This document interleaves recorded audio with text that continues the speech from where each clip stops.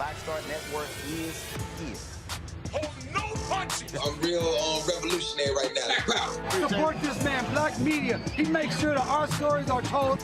Thank you for being the voice of Black America, Roland. Stay black. I love y'all. All momentum we have now, we have to keep this going. The video looks phenomenal. See, there's a difference between Black Star Network and Black-owned media and something like CNN. You can't be Black-owned media and be scared. It's time to be smart. Bring your eyeballs home. You dig?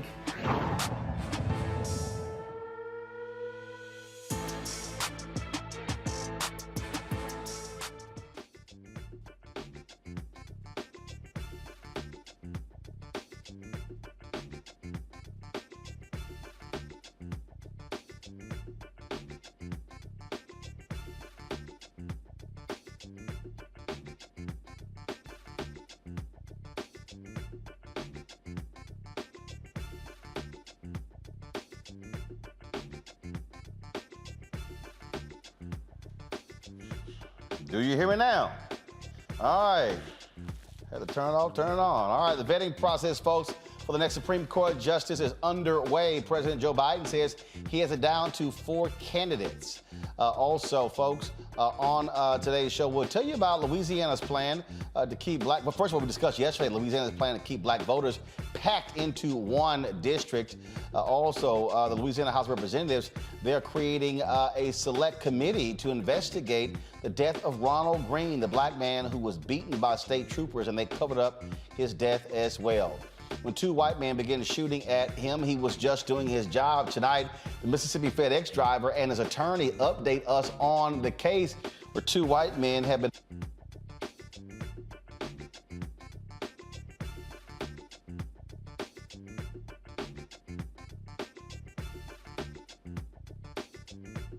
He's got it. Whatever the miss, he's on it. Whatever it is, he's got the scoop, the fact, the find. And when it breaks, he's right on time and it's rolling. Best believe he's knowing.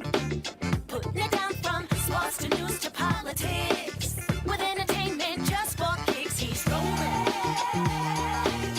It's on go, roll, roll, y'all. It's Roland Martin, yeah. Rolling with Roland now. He's funk, he's fresh, he's real, the best, you know he's Roland Martin now.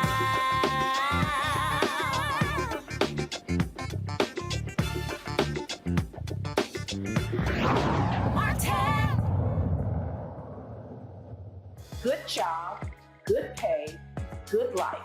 Would you be willing to walk away from it to achieve real wealth? Well, that's exactly what this woman did, and boy, did it pay off. Once you make the decision that this is the direction that you're going to go in, I do believe that there's power in having a decided heart. Hear her story on The Next Get Wealthy with me, Deborah Owens, America's Wealth Coach, on Black Star Network.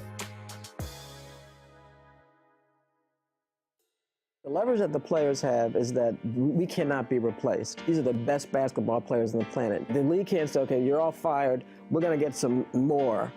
Who's watching that, right? The dance is to make it not worth their while to lock us out. No one's making any money if you try locking these men out. And I said to Adam, you know, I don't mind a fight. That's what I do. Y'all want to lose all this money. Y'all want to swing? Right, let's do that. And, you know, there's some things you can say are unacceptable, and I think I can probably believe it. But when I say that there's something unacceptable, you should also believe it. At the end of the day, I know my guys aren't going to make any money if you lock us out, but you know what else? You're not either.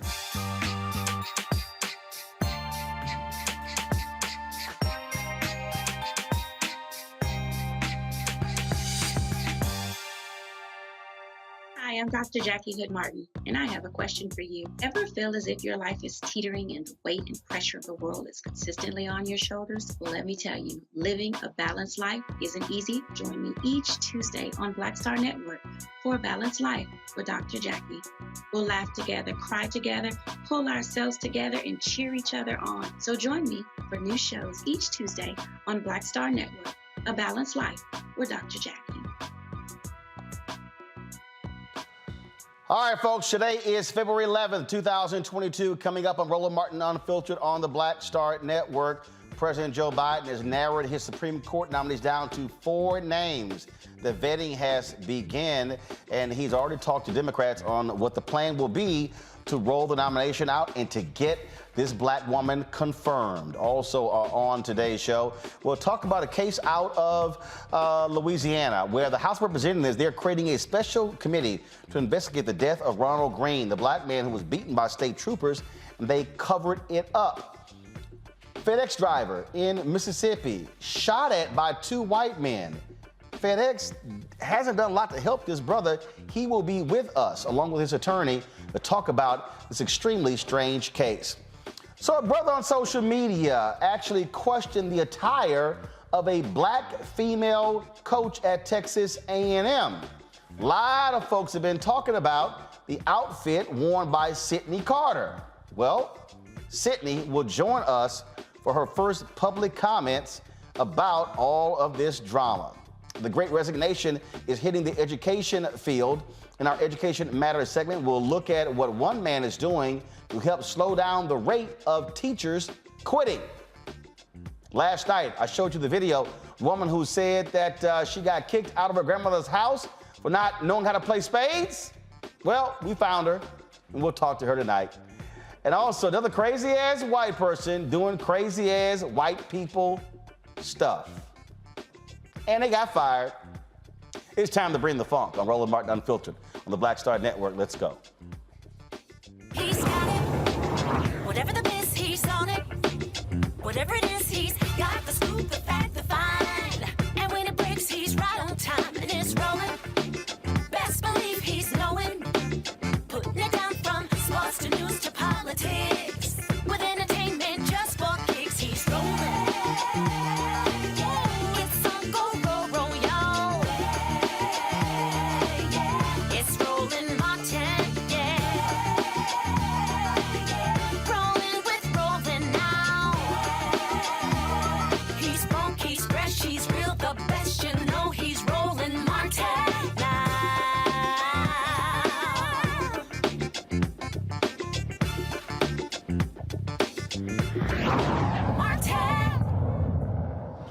All right, President Joe Biden says he will begin interviewing the potential nominees for the Supreme Court Justice next week. Black lawmakers are wary of pitting the sisters against each other. They want the Democratic Party to focus on making sure the candidate is confirmed. The potential nominees, again, they have not actually released a list, but this is the names that are being talked about. Judge Ketanji Brown Jackson, Judge J. Michelle Childs out of South Carolina, Judge Candace Jackson Akwumi, Judge Holly Thomas, Leandra Kruger, who is also a judge out of California. I don't know, we should have judge next to her name too. Isn't she the one in California State Supreme Court? Yeah.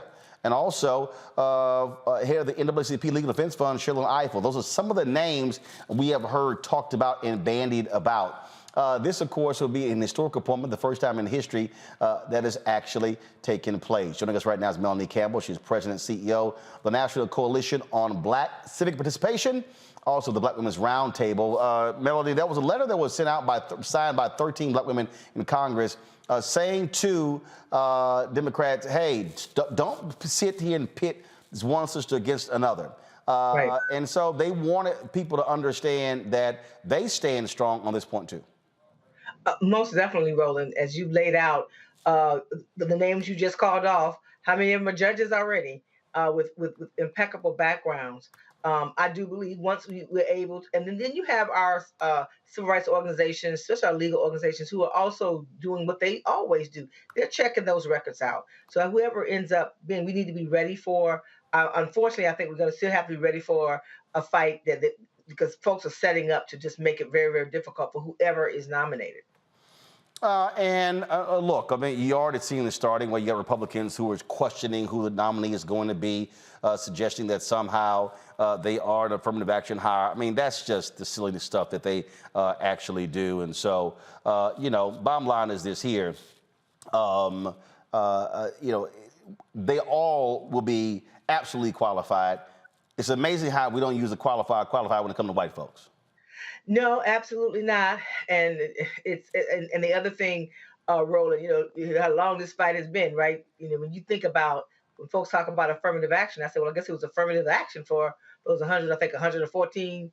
Only 6 weren't white men. So is that affirmative action for them? And kick that message right back to them. But I think the opportunity that we have here is to really make sure that we are organized. We know how things are always going to be, and it's also at the end of the day it's about power, and then to try to make sure whoever gets nominated, whoever gets confirmed, that somehow they're not really good enough and they're not really supposed to be there. And so we really have to continue to work hard on that narrative and call people out. Oh, absolutely. And look, it's also going to be important to use this moment to further discussion about again these more than qualified sisters and how there should be more in the system. Right. And then the one thing I will say the Biden administration has been doing is putting more Black women on the bench, and so that's critical, because at the end of the day, if we're not sitting on in those courtrooms, then we don't have the opportunity to have justice come our way the way it should be. It does make lived experience. Of course, it's not just Black to be Black. It's Black is great, but also to have the kind of backgrounds that the lived experience of being an African American in this country, the experience of being a woman in this country, and being able to bring that with you is, I think, critically important. And also, of course, looking at those who have judicial records, to look at that to see what that looks like. All of that's fair game. What's not fair game is try to marginalize Black women, because it is about the image of saying you're not quite qualified, or like you said, the affirmative action, all of that, and then the setup for that. And and we know, even with all of that, get past all of that, there's so much of a challenge for us when we end up being nominated for powerful positions as Black people, Black women. We have the history, we have the receipts, so know that we have to be ready to fight. Indeed. And so I want to bring in my panel right now. Of course, we're joined right now on the show by some great folks. Michael Imhotep, African History Network. You can check his show out on his Facebook page each and every single day. Kelly Bethea, communication strategist. Glad to have you as well. Matt Manning, civil rights attorney. Glad to have you as well. Matt, I'll start with you. You're in the courtroom. You're sitting here, dealing with these cases. What's also important, and I keep saying this, people with lived experience. One of the things that we've had people, too many people who go to the Supreme Court who were not practicing attorneys, who were not representing clients. And I think that also really is crucial. It's not just people who are coming from an academic point of view or who just worked for a justice, but who represented actual people. That's so important. To give you an example, the Justice Leandra Kruger, who's being considered, has presented 12 cases before the Supreme Court. I mean, that's just demonstrable experience.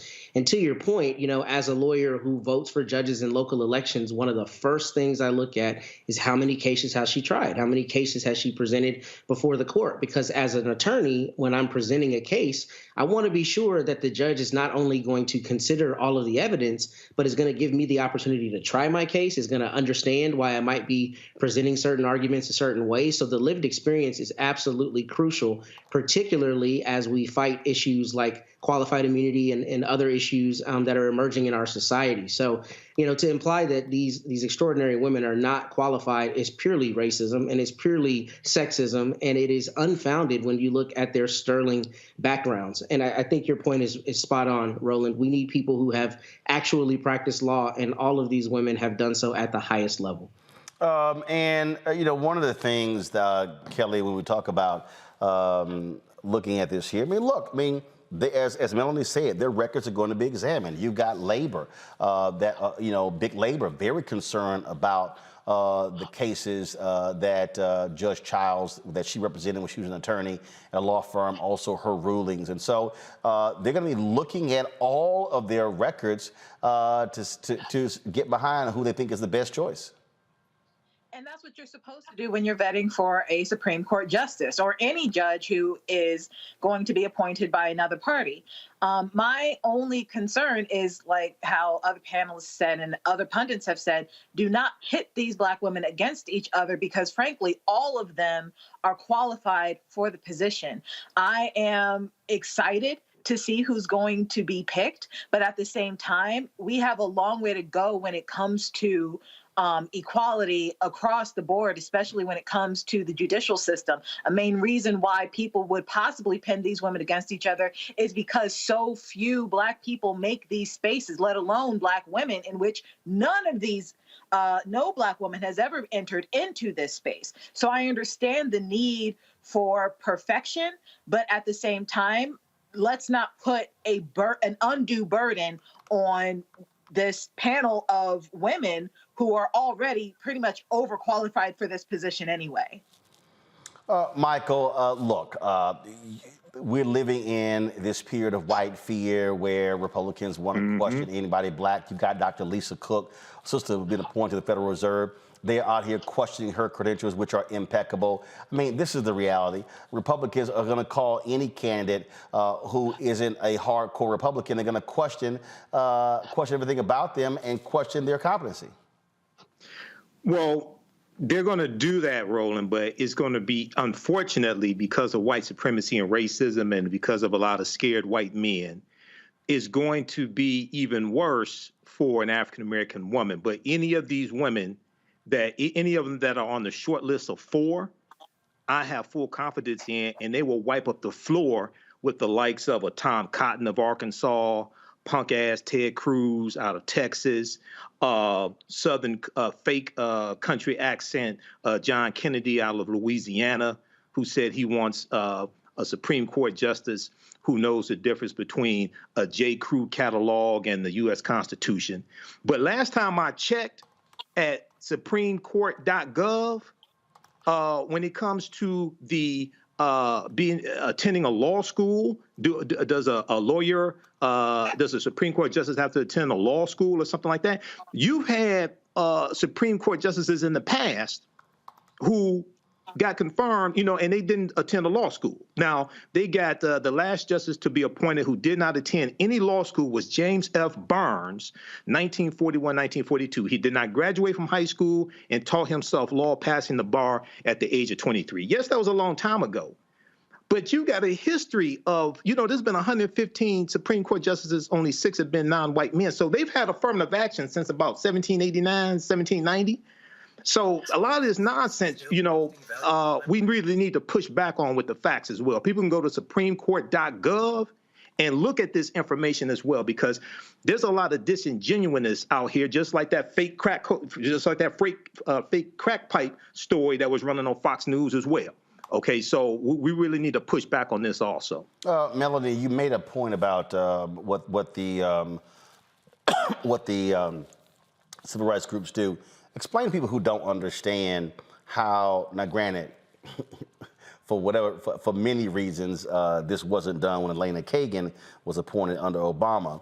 There was a whole bunch of pressure put on civil rights groups to get behind her appointment because of some questions. But there's a process that is followed where the NAACP Legal Defense Fund goes through and does the analysis and then shares that with the other civil rights groups. Explain that. Right.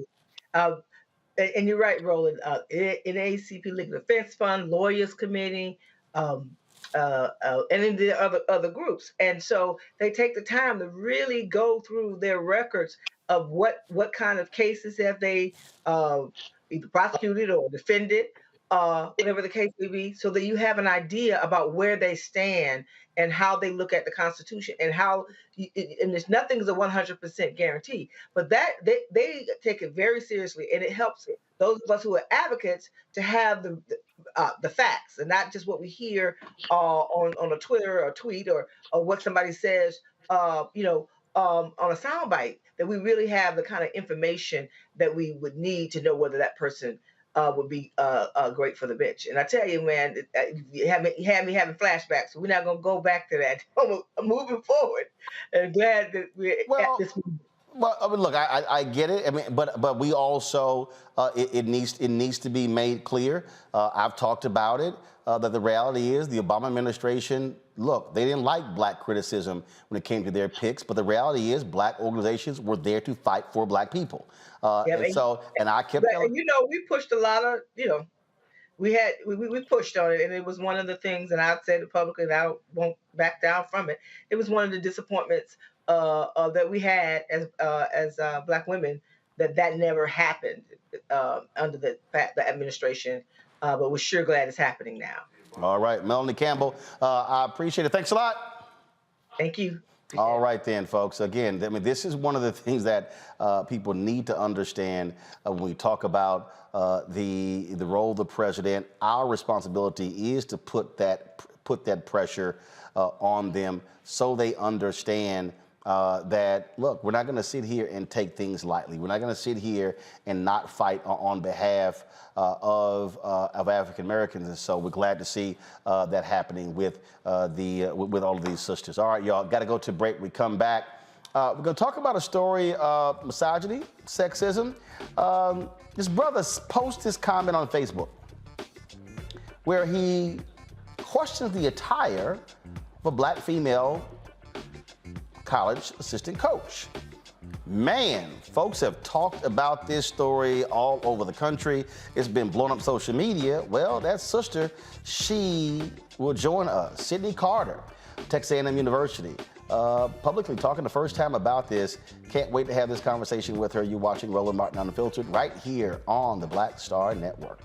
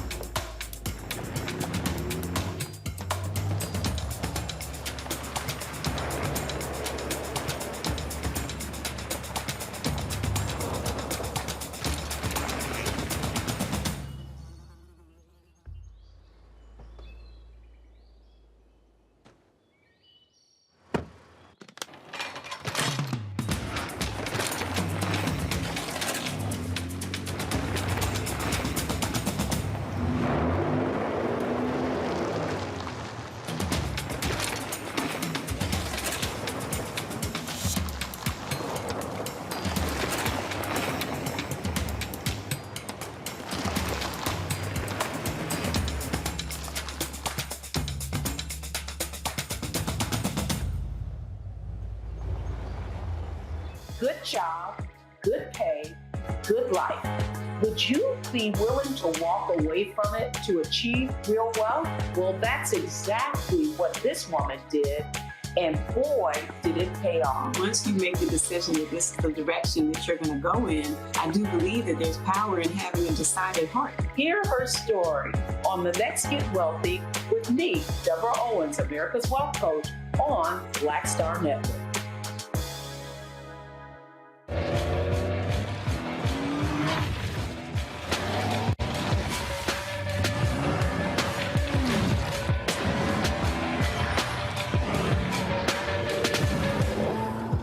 Pull up a chair, take your seat at the Black Table with me, Dr. Greg Carr, here on the Black Star Network. Every week, we'll take a deeper dive into the world we're living in. Join the conversation only on the Black Star Network.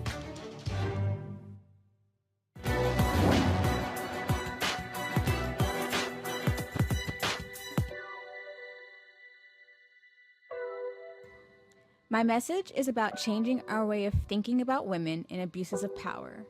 Law professor Anita Hill.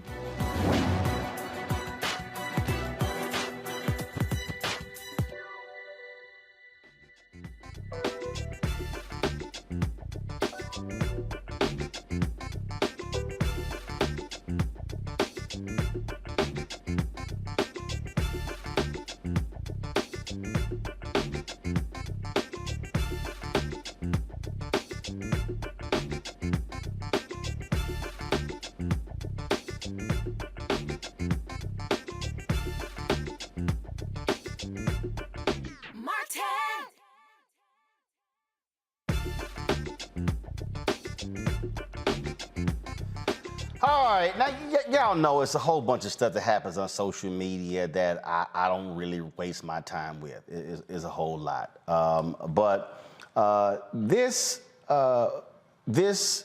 image here went out, and initially I didn't pay any attention to it. I didn't, because people say stupid stuff all the time. Happens all the time.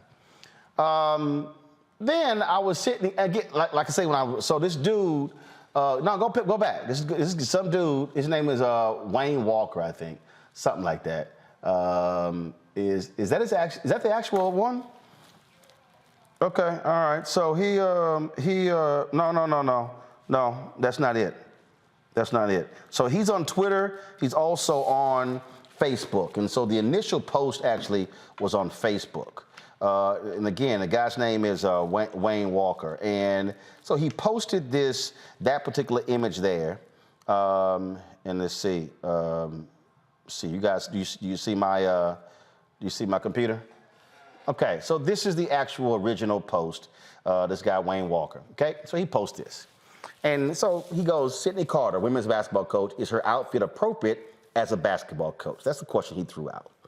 So I'm totally ignoring it. And then somebody hit me and they said, Roland, what you think about them talking about Sydney?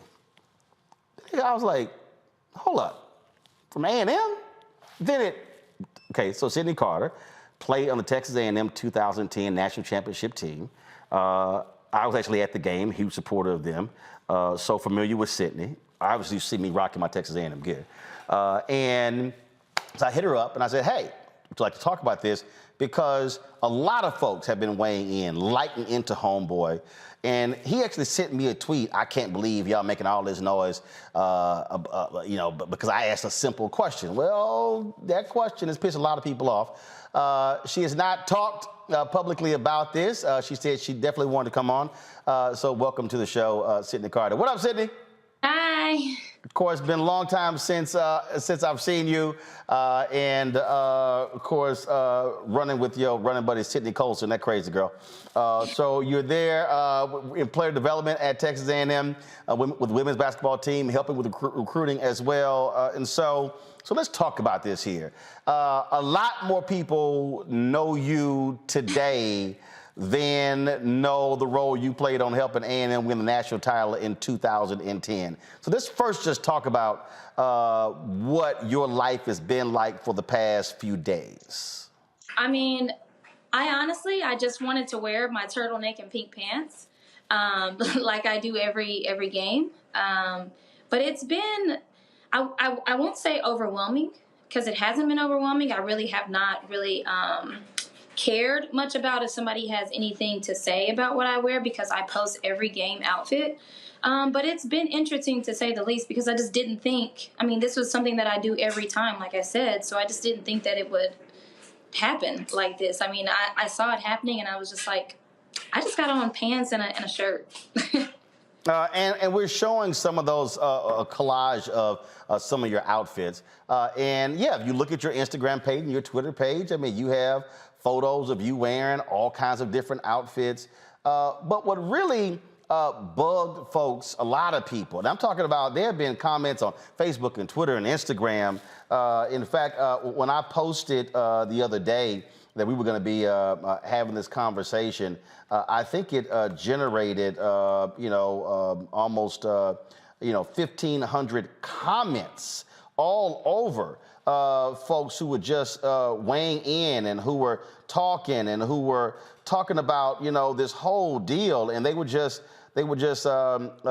say it makes no sense whatsoever. And you've had folks who said that, this is 7,498 hearts, more than almost 1,700 comments, and a lot of people were angry because it's the policing of women's bodies, Black women's bodies. That's what we heard a lot. Yeah, and this is not, the thing is I'm not the first woman to wear heels on the sideline. I'm not the first woman to put on leather pants on the sideline. But I just feel like, just take the fact of that I'm Black out of it. Just as a woman in general, no one's ever going to be satisfied completely with what we do. I saw so many people saying she needs to be wearing sweats and tennis shoes on the sideline, or people say all the time, women in sports, y'all are too manly. That's why we don't like to watch the women's game. But now I'm dressing feminine, and y'all are not satisfied with that either.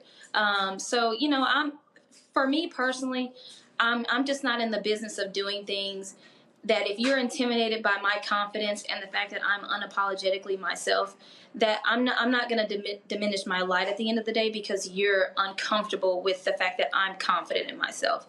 So that's just the reason that I felt like I haven't needed to say anything or to respond to anybody that has anything negative to say. Obviously, I appreciate the support. The women's basketball community and just women in general have banded around me, and I mean it's been overwhelming for me to see.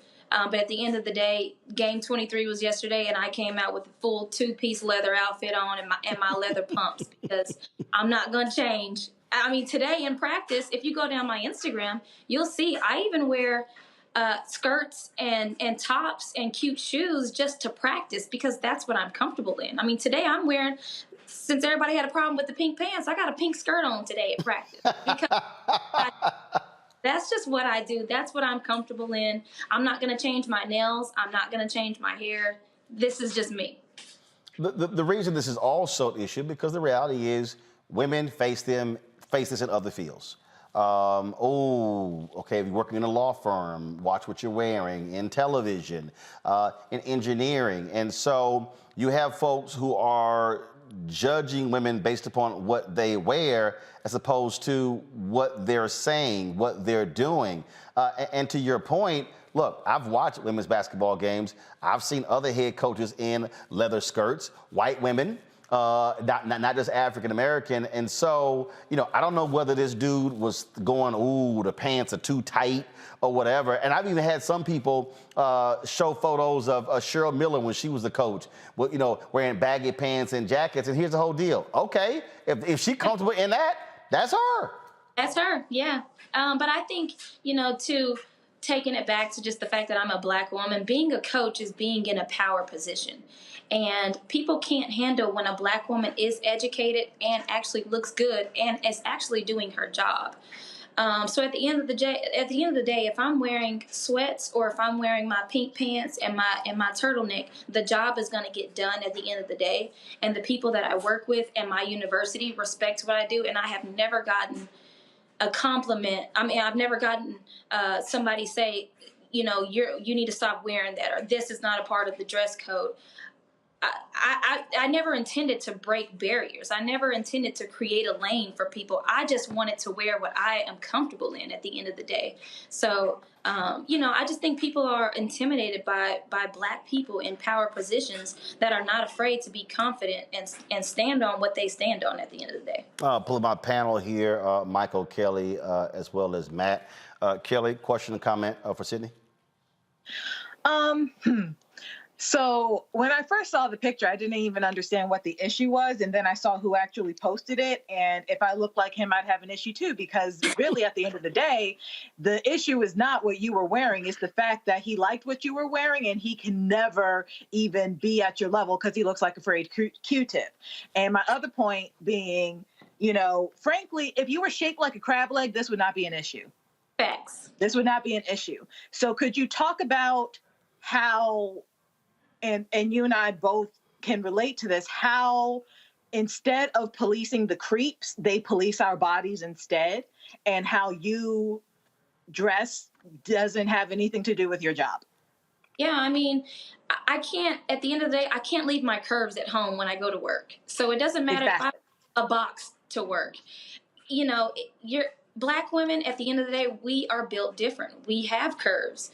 And that's not a knock to any other race or anything, but at the end of the day, Black people are known for their culture of being curvy women or, just setting trends in general. But at the end of the day, my resume will speak for itself. And I have accomplished things, from here to here when it comes to what I've done on the basketball floor. So I've never felt like I needed to defend whether I'm credible in doing my job or not. So at the end of the day, like I said, it doesn't matter if I chose to wear a pair of Adidas sweats and tennis shoes on the floor, or if I decide to wear my clear heels. At the end of the day, I'm going to get my job done because that's what I'm going to do regardless of what I'm wearing. Michael. Hey, Sydney, thanks for coming on and sharing this with us. So, this is with social media, it really feeds into this problem of judging women's bodies. It takes it to a whole nother level, okay, which really can cause self-esteem issues and body shaming, body issues especially with African-American women. So you have, I wasn't familiar with the story before seeing it, preparing for today's show. You've worn a number of different outfits, suits, skirts, things like that. So I think people really need to get over this. But I saw here that is it true that your outfit was pink for breast cancer awareness? Is that true? Yes. Okay. Can you talk about that for a little bit and why you and wearing pink and what breast cancer awareness means to you, if you don't mind? Yeah, sure. So, I mean, typically everybody knows all around NCAA basketball, we always have a week allotted for a team, and you wear pink in honor of breast cancer and breast cancer survivors. And I actually purchased these pants 3 years ago, so thank God I can still fit into them.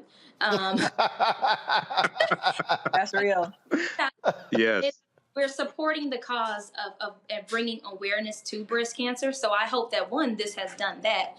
But I mean, breast cancer, obviously, it hits home. And a lot of people actually don't know men can suffer from breast cancer as well. Mm-hmm. But, I've obviously had, being in a basketball program, you've had a lot of people that are closely affected. I personally have not had any personal stories as far as breast cancer goes, but a lot of people around me. We actually had an assistant coach last year. His wife is a breast cancer survivor. So this wasn't something that I just said, okay, my pink pants might be a little tight, but I just said, these are my pink pants, and I'm supporting a cause at the end of the day. My nails obviously are supporting the cause as well. Nobody's talking about those. So, that's all it was in my mind was, oh, I got a pair of pink pants in my closet. Pink game's coming up. I'm going to wear my pink pants. Right. Thank you. Matt. Well, first, Sydney, I just want to apologize for the sexism that brought you here. This deserves no explanation. You shouldn't have to do it. Nonetheless, I commend your grace in doing so. The question I have is, what message would you have for young women, young girls especially, that are hearing this or seeing this and seeing this play out in terms of how they can continue to build their confidence and how you push past stupid people making stupid comments? And before you answer that, I also would like to ask how you live with yourself coaching out at that school way out there with the pigs and the hogs. Hey, I'm going to need you to back your ass up, Matt. I couldn't resist. Matt, okay, first of all, Sydney, you got to realize Matt's silly ass live in Austin. Okay, that's the first problem, Matt. I couldn't resist.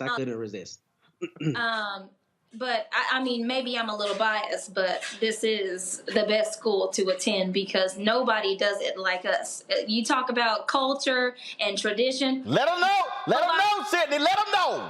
Nobody's touching us. There is literally the spirit of Aggie Land is a real thing. So, Matt, I invite you to step away from Austin and come get some real family atmosphere, because you ain't getting whatever you got to tell yourself, Sydney. Whatever you got to tell you. Because you know they ain't never concrete you in Austin. But as far as my message, I mean, so last night before the game, our social media actually posted a photo of me kind of like strutting out the tunnel, and then you will see my players kind of just like hyping me up and just kind of mimicking my walk, just in solidarity of the confidence that they knew I was going to have walking back out after all this stuff has happened.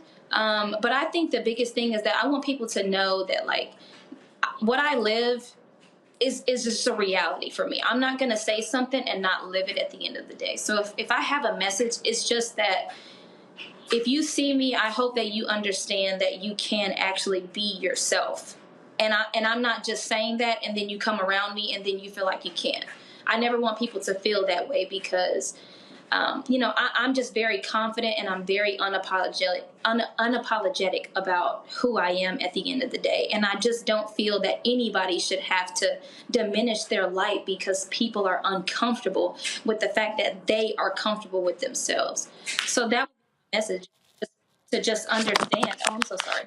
To understand that it doesn't matter what people have to say at the end of the day. If you're comfortable with yourself and who you are, people are going to have something to say regardless.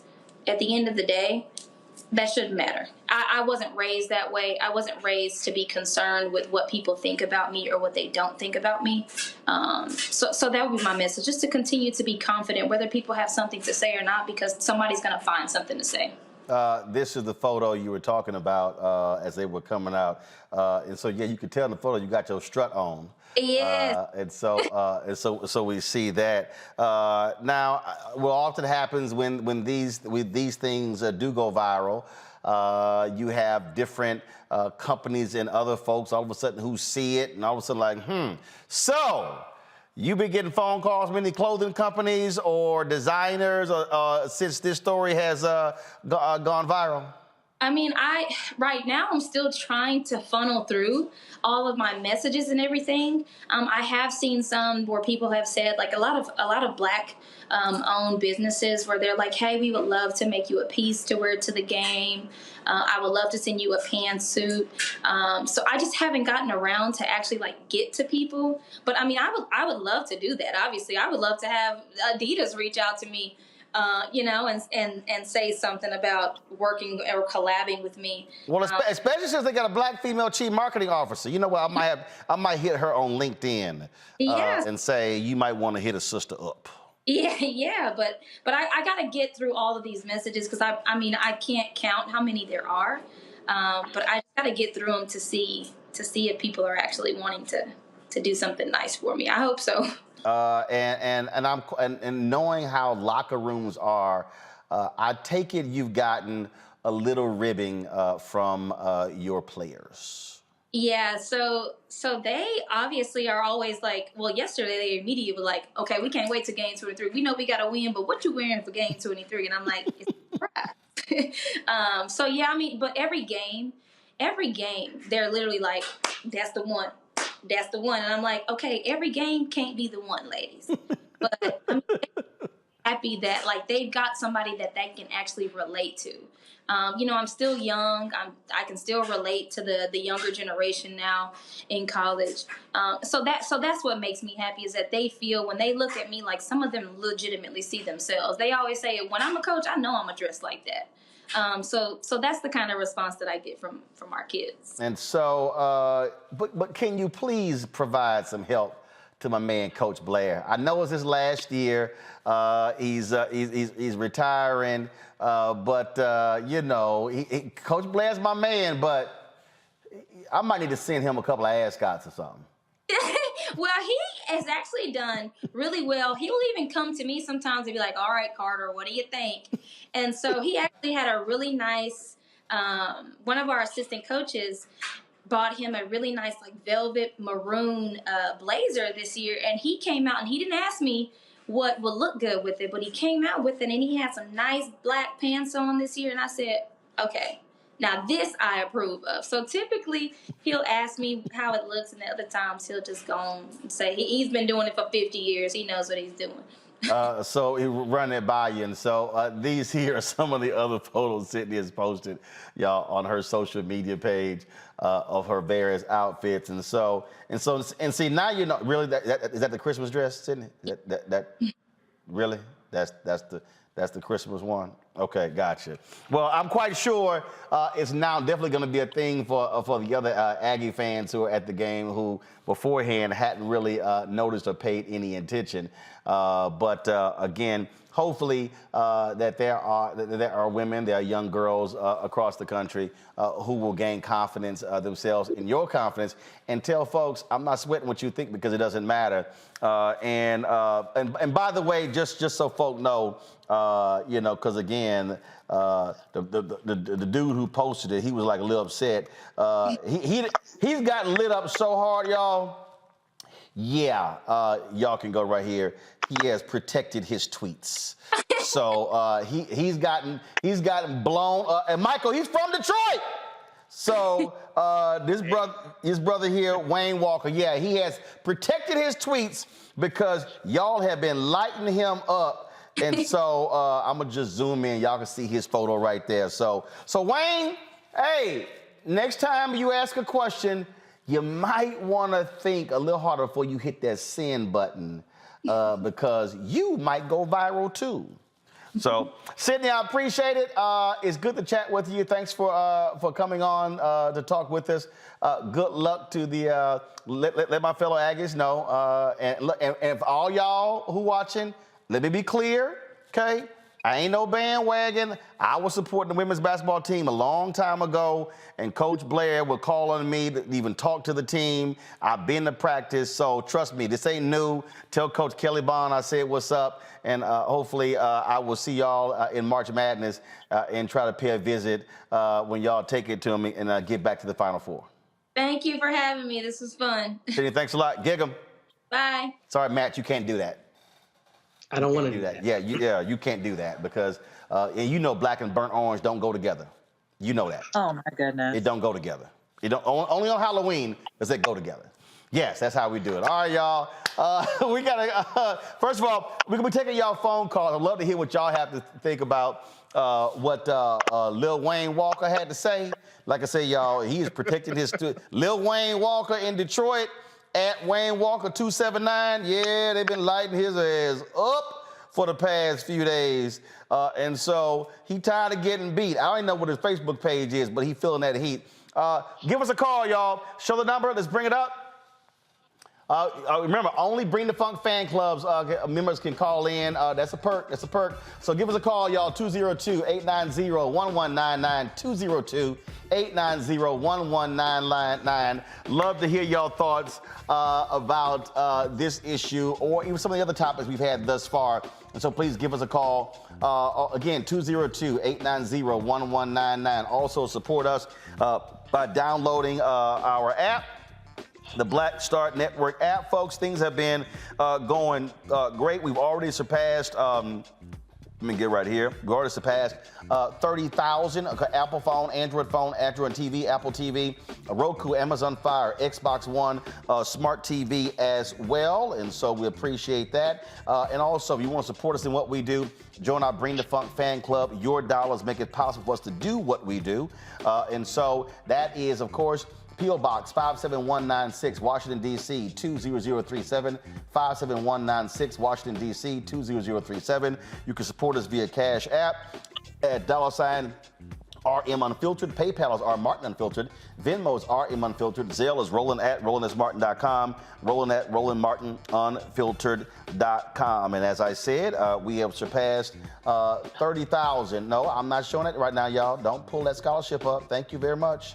We have surpassed 30,000 downloads for the app, and so we want to now target 50,000. Thank you very much. So our next goal is 50,000, and so let everybody know, pass the word, download the app. It's all about giving you the news and information you're not going to find anywhere else. I'll be right back.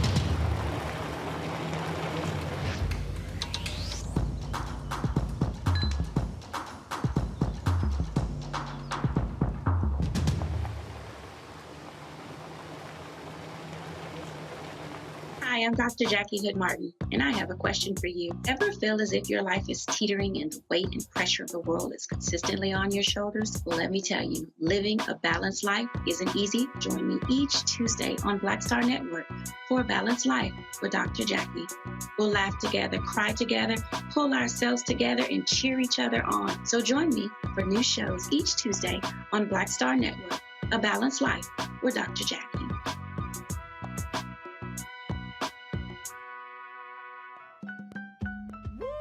We're all impacted by the culture, whether we know it or not. From politics to music and entertainment, it's a huge part of our lives, and we're going to talk about it every day right here on The Culture with me, Faraji Muhammad, only on the Black Star Network.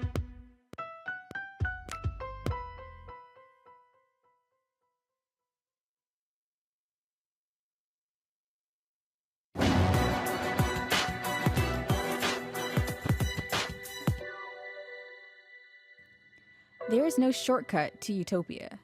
Writer Claude McKay.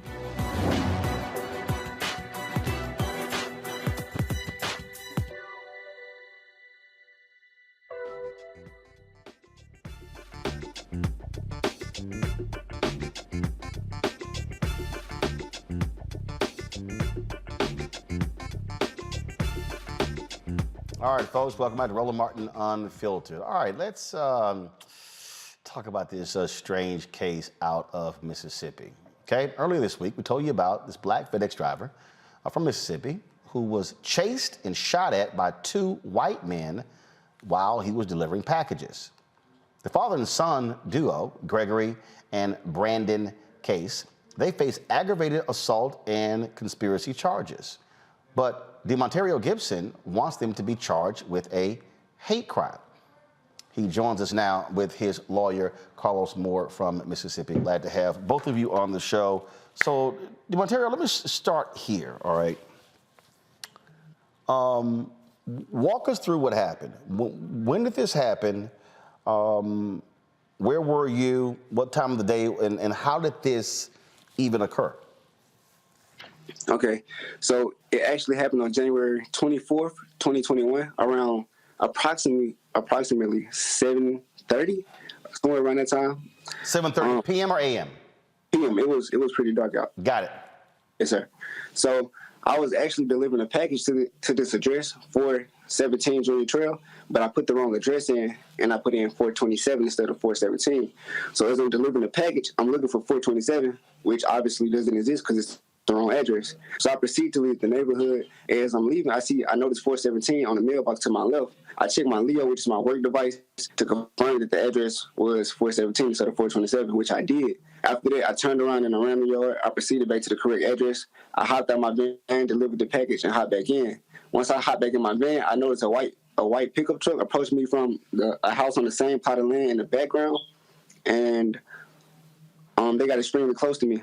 They started blowing their horn, and I thought I was just in their way because like the road was extremely thin, and I was just trying to get out their way. As I proceeded to leave the driveway, they tried to cut me off and trap me in the neighborhood, but my instincts kicked in and I swerved around them. As I swerved around them, I started driving down. I drive down. I'm hitting the gas. I'm trying to get out the neighborhood. I drive down about 2 or 3 houses. There's another guy standing in the middle of the street, pointing a gun in my vehicle just like this, motioning me to stop, saying like mouthing the word stop, as well as doing his hand like this. I shake my head no. I hide behind the steering wheel in hopes that he doesn't fire his weapon into my vehicle, and I swerve around him as well. Once I swerve around him, he starts actually firing shots to my vehicle. I heard about 4 or 5 shots, but we found more bullet holes than what I heard. As I'm approaching the end of the neighborhood, one of my managers actually called me, and she heard some of the shots going off. And I told her that I was being shot at. She was like, "They shooting at you?" And I was like, "Yes, ma'am." And she was like, "Okay, just hurry up, get back to the station as fast as you can." And I was like, "Okay." So as I'm leaving Brookhaven, as I'm leaving the city, like still panicking, still hitting the gas, I noticed the white pickup truck still behind me. They chased me all the way out the city, all the way into the highway. And after driving down the highway about 10, 15 minutes, I finally called my other manager and let him know what was going on. He said we'll file a police report in the morning, which didn't sit right with me, so I just took it upon myself to call the police myself. Once I redispatched, I only got out about half of my story before they cut me off. He asked me, "Were you at this address?" I was like, "Yes, sir." He was like, we just received a suspicious person call from his address. I said, sir, I'm not a suspicious person. I work for FedEx. I was just simply doing my job. After that, I was trying to finish my story, and he just told me to save it till the morning because I informed him that me and my manager was coming. The next morning, he took my name down. He said he'd give it to his supervisor. He also informed that they were shooting at me. He told me they didn't tell him that, like, when they called, of course, their window. After I got the phone him, I made it back to the FedEx facility. The manager who actually heard some of the shots going on, we checked the van. There was bullet holes in the back of the van, inside the packages, like packages that was directly behind me. It was like, so I could have been shot in anything. We actually found the bullet fragment on the truck as well, and we took pictures of it. We also filed a report that night so it can go through FedEx security. The following morning, I had to go to the police station with a different manager. We filed a report. When I got to the police station, the police were not taking me serious at all. I dealt with 3 officers. The first officer I dealt with, he had to take my statement down. So as I'm telling him what's going on, he changed my story about 3 or 4 times. I would say to him, like, this is what happened. And he'd be like, so this is what you're saying happened? No, sir, this is what happened. We did that about 3 or 4 times before he finally got the statement right. After that, there was a second officer who was sitting there listening to me the whole conversation. He made a comment. He said, I'm going to play devil's advocate for a second and ask you if you did anything to make them think you were suspicious, to which I replied, no, sir, I was just doing my job. They thought I was suspicious. That was on them. And like I keep saying, that's disrespect. Like, why would you even question me when I'm just simply out here doing my job? I'm the victim, but I made them think I was suspicious. Even if I did, civilians can't take the law into their own hands. Carlos, let me ask you, so first of all, how was FedEx aggressive in demanding that justice be brought against these 2 men? Not hardly. They were less than aggressive. Their response was less than optimal. Just today, after we did the press conference yesterday and demanded that they take this case seriously, they called and checked on my client and offered to reinstate him his pay retroactively to January 31st. But this has been 2 weeks now. They were quiet as a church mouse until now, and they did not do what they should have done to look after their own employees. I'm sorry, when you say reinstate his pay, what does that mean? He's been sitting home unpaid. He almost came within an inch of losing his life, and FedEx had him at home since February the 1st, unpaid. He's been on leave without pay because they sent him back to the same route the very next day after this happened, and they had him in the same route, and it was too much for him. The anxiety overwhelmed him, and he asked them to go home, and they let him go home, but they sent him home without pay. Wow. DeMonterio, what are the other drivers have been saying? Because obviously, you're out there. It's not like you're walking around with a bulletproof vest on. You're just trying to deliver packages. The last thing somebody wants to happen is to be shot at. Yes, sir. A lot of them are actually proud about me speaking up because they face the same data. Some of them face the same data that I face, and they were more concerned about me speaking up. So I guess they kind of feel where I was coming from. Like, they could have been them as well. So they just told me, a lot of them told me they were proud of what I'm doing, and I'm gonna just continue to speak up about it. So Carlos, were these men? What took so long here? And so were the officers? Were they dragging their feet? Are the cops dragging their feet? Yes, they were, and we were dismayed about that, and that's why the family contacted me so that we could get some true justice and not Mississippi justice. It took them 8 days to arrest, and actually they did not arrest the cases. They allowed them to turn themselves in on February the 1st. Mind you, this shooting, this attempted murder took place on January the 24th. So February the 1st, 8 days, they turned themselves in. They were bonded out on the same day, $75,000 bond for a Gregory case on a conspiracy charge and $150,000 bond for Brandon case for a shooting into an occupied vehicle. We believe the charges need to be immediately upgraded to attempted murder because that's what it was. Attempted murder. Had the roles been reversed and Mr. Gibson shot at them, he would have been immediately arrested for attempted murder. That is just shocking and stunning. Go to my panel. Start with you, Matt. Matt, any questions for DeMonterio and Carlos? Yeah, the question I have is, what explanation have the police given you for why they didn't recommend attempted murder charges to the district attorney's office? I read the Mississippi law, and this is textbook. If you do an act that would culminate in a homicide, particularly here where there's no interaction with them and Mr. Gibson whatsoever, it seems like it's purely attempted murder. So what have the police explained as to why they haven't brought that charge and why they have not, submitted that charge to the district attorney's office? The police have given no explanation. We believe it's because the assistant chief of police, who's has the same last name as the assailant, his name is Chris Case, so he is a case as well. We believe they are related, and we believe there has been some home cooking. The lead investigator, I'm told, is also related to the cases, and so we have asked the Mississippi Bureau of Investigation to take over the state case and present the case to the district attorney. The district attorney told me on yesterday that he will present the case as soon as he gets the file. And the earliest he's going to present it to a grand jury will be April. And he's not going to recommend attempted murder. He's just going to give the facts to the grand jury, he said, and let them come back with whatever indictment they want to. Wait. The district attorney is not going to recommend. He's going to say, it's up to y'all? That's what he told me. Wow. I couldn't believe it. So that's why we have asked the federal government to come in and prosecute this and investigate it as a hate crime, because there is some home cooking going on here in Mississippi. And so the Department of Justice, the Civil Rights Division, and the FBI is taking this case very much more seriously.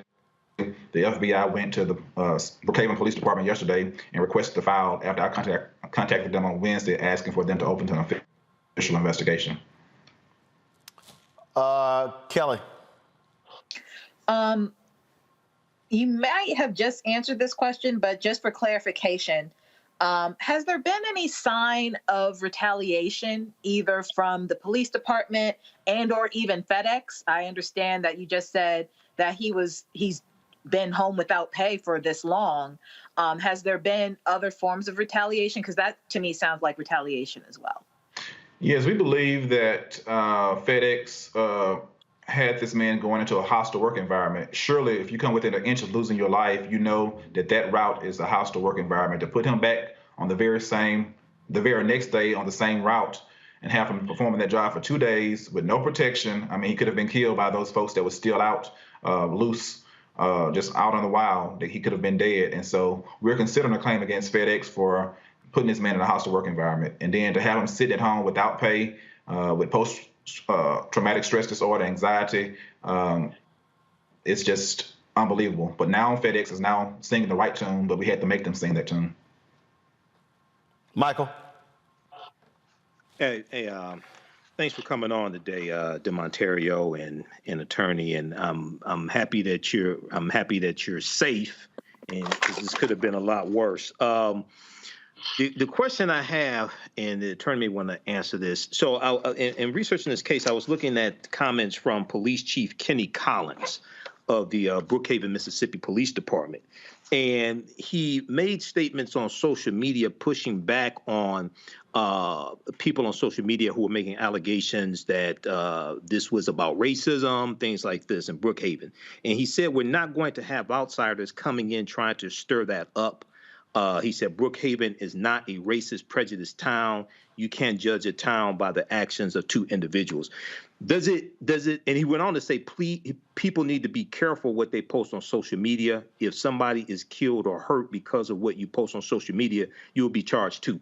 Did it seem like the police chief was stronger responding to people on social media than you all are in getting answers to what appears to be attempted murder? I mean, because they shot a number of shots at him in the truck. Can you comment on that? This seems really weird here. Very weird. And I just want to say from the outset, I consider Kenny Collins a clown. He has put on a clown show since this very incident. He has not taken it seriously, and he's a disgrace to that city, and he needs to resign. I mean, he's more concerned about the protesters. Excuse me? He's black, by the way, also. He's black. All skin folk are not kinfolk. And so the puppet strings are being pulled by somebody other than him, and he is just carrying master's water, and we are sick of it. He needs to resign. My dad was born and raised in Brookhaven, so I'm very familiar with Lincoln County. I've spent several summers there. They have a history of racism. A civil rights leader was killed on the front lawn of Lincoln County Courthouse in 1955, and no one was brought to justice. So they will let you, white man get away with killing a black man if you don't raise holy hell. And we have raised holy hell, and we're going to get justice for Demario Gibson.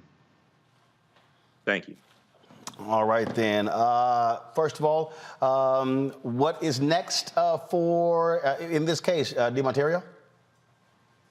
Well, I'm just hoping that we receive justice to the highest level of the law. Not only that, but like I've been saying, we need to get laws in place specifically to protect black people, because it seems like the only thing these guys respond to is the law. That's why they always try to take it into their own hand. So once we get those laws in place, we can stop having situations like this happen, because they won't be able to act on their emotion without consequence.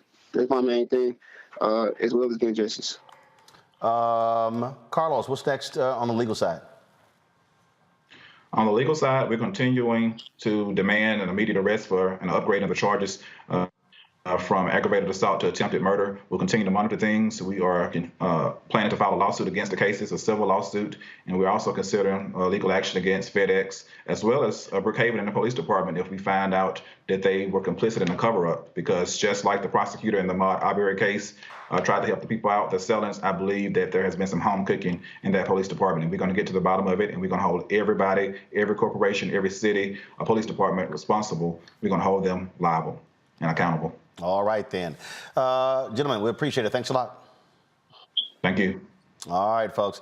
The Department of Justice, they've indicted a man on federal hate crime charges, and another pleads guilty for threatening a black man in Kansas. Colton Donner pleaded guilty in federal court for threatening a black man with a knife to intimidate and interfere with the man's right to fair housing. In September 2019, Donner was driving through a residential area of Paola, Kansas, when he saw a black man walking on the sidewalk. Donner stopped, got out of the car, and approached the victim while, of course, brandishing a knife.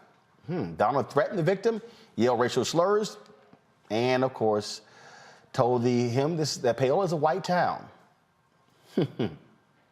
In Maine, a man has been convicted for the December 28, 2020 fire that destroyed a predominantly black church in Springfield, Massachusetts. First of all, he was indicted by a federal grand jury. First of all, Dushko Vulchev got hit with 4 counts of damage to religious property involving fire, 1 count of use of fire to commit a federal felony. So we have quite the active Department of Justice there. So it sure is nice to have a DOJ that actually cares about hate crimes. Well, that's what happened when you kick a white supremacist out of the White House. So great job there. Folks, in Louisiana, the Louisiana House of Representatives, they're creating a committee to investigate the death of Ronald Greene. Greene was beaten in 2019 during a traffic stop by state troopers. Troopers initially told the family he died in a car accident. Yet 2 years later, when the body camera footage of the incident was released, it showed Louisiana state troopers beating, tasing, and kicking Greene. The Associated Press found a text message indicating Louisiana Governor John Bel Edwards was aware of Greene's deadly encounter with state troopers hours after it happened. Edwards, of course, denies these claims. As I said there, Matt, when you look at these cases, when you heard what Carlos said there, when we talked about the case with Tanisha Campbell yesterday, this is why for people who don't understand the importance of voting, okay, you can sit here and be pissed off all you want to at President Joe Biden for whatever he said, what he hasn't done, but here's what I do know. There's a 180-degree change in the Trump Department of Justice compared to the Biden Department of Justice. To have Kristen Clark leading the Civil Rights Division, to have Vanita Gupta, former head of the Leadership for Conference on Human and Civil Rights, as a number 2, these things matter. And so for the people, and again, people come at me all the time, oh, you sitting here, man, there's no big deal. Hell no, okay? Hell no. And yes, the Department of Justice, they are looking at the Tanisha Campbell, following that particular case. They're following these other different cases. And so it's important to have a responsive DOJ that cares about civil rights. It absolutely is. It's important to have a responsive DOJ, and it's important to have a DOJ that has lawyers that have been in the trenches, that know not only how to prosecute these cases, but know how to investigate these cases and know when they've got evidence that they need to bring a case forward and need to prosecute to the fullest extent of the law. Look, elections matter. Case in point, that prosecutor saying he's going to go in and not recommend attempted murder charges, I have presented to grand juries. The defense attorney has no right to be there. It's just the prosecutor. A prosecutor can literally say whatever he or she wants in the grand jury. The reason that's important is if you want an attempted murder charge, you go in and say, we think this is attempted murder. Please return a true bill for attempted murder. So when you have lawyers that know that and lawyers that are actually committed to justice, you're going to have better outcomes. And that's why I'm encouraged that the DOJ is looking at all the cases that you mentioned, because we can have greater assurance they're going to find justice in those cases. We say it over and over and over again, Michael. Elections have consequences. And so if people want to sit here and play games, I'm telling you right now, consistently, a Republican presidency will mean a Department of Justice that is going to side with cops and law enforcement over citizens, especially black people. Absolutely, unless those cops and law enforcement are actually investigating the president, like the traitor-in-chief, Benedict Donald. Absolutely, and one of the biggest things, man, one of the biggest problems, and we see this consistently, especially with African Americans. Some of them mean well, others are just social media pimps and whores, but I didn't mean to say that anyway. A lot of times people want something, but don't know the process to actually get it. And there's a big disconnect. Like if you talk to people who say we're not going to vote unless we get the George Floyd Justice and Policing Act. Well, you do realize the only people that voted for the bill were Democrats, right? In the House of Representatives. That bill passed the House of Representatives March 3rd, 2021 by a vote of 220 to 212. All the Republicans voted against the damn bill. And the one Republican who did vote for it said he made a mistake and he tweeted he was going to change his vote. So let me get this straight. You're going to let the people who consistently vote against your own interests take back control of the House and the Senate? See, we don't understand the process of follow through after the election is over with. And this is why I encourage everybody and my listeners of the African History Network show, go to congress.gov, because at congress.gov, all these bills that you say that you want passed, you can, one, read a summary of the bill. Two, more importantly, you can see who voted for the bill and who voted against the bill.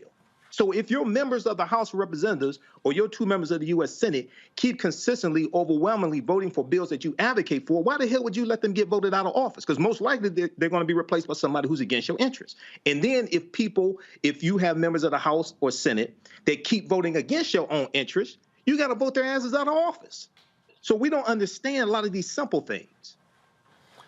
A lot of folks don't get it, but that's one of the reasons why we are here, because we're going to keep making it plain for people to understand. All right, folks, when we go into a break, we come back, we're going to take your phone calls. You want to share your thoughts about any of these stories, give us a call right here, folks, on Roland Martin Unfiltered. The number to call is 202.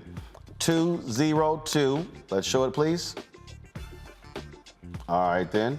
Graphic machine froze. There we go. 890-1199. 202-890-1199. And so I'm going to take your phone calls and we come back after this next break. You're watching Roland Martin Unfiltered right here on the Black Star Network.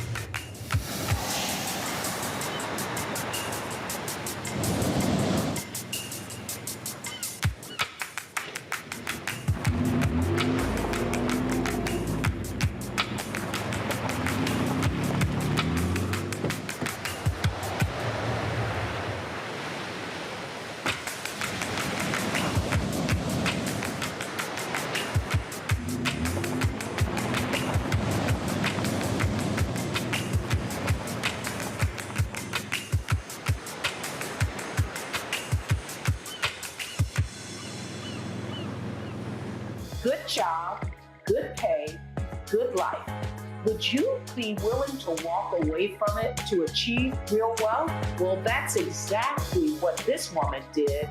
And boy, did it pay off. Once you make the decision that this is the direction that you're going to go in, I do believe that there's power in having a decided heart. Hear her story on the Next Get Wealthy with me, Deborah Owens, America's Wealth Coach, on Black Star Network.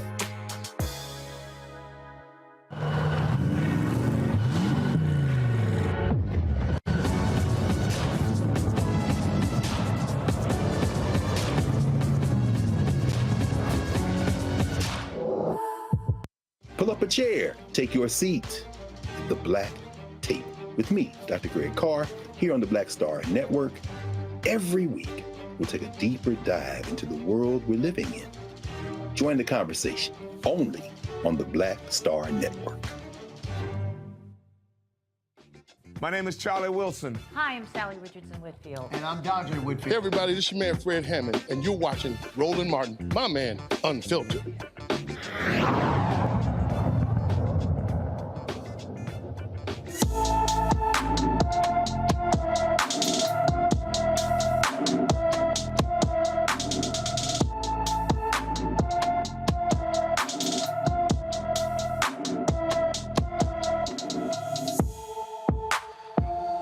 29-year-old Lexus D. Ware has been missing from Anderson, South Carolina since January 30th. She's believed to be in danger. Her car was found on the 3rd, about 80 miles away in McCormick County, South Carolina. She is 5 feet 5 inches tall, weighs 230 pounds, with black hair and brown eyes. The mother of 2 has multiple piercings and tattoos. Anyone with information about Alexis D. Ware should call the Anderson County Sheriff's Office at 864-260-4405. Again, 864-260-4405. All right, folks, we're going to go to the phone lines, take some of your calls here, whatever you want to talk about. Here's a number to call, 202-890. Pull it up, please. Was it 1199? 202-890-1199. 202-890-1199. Hey, if you're a member of the Bring the Funk fan club, you get priority to be able to comment. Hey, it's called Membership Has Its Privileges. And so that's how we're going to do this thing. Let's go to, let's see here, Marcus Goodner, Dallas, Texas. What's up, Marcus? How you doing? Marcus? Marcus, are you there? Is Marcus there?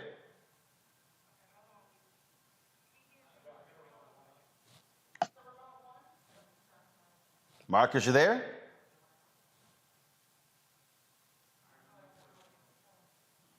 All right, hold tight 1 second.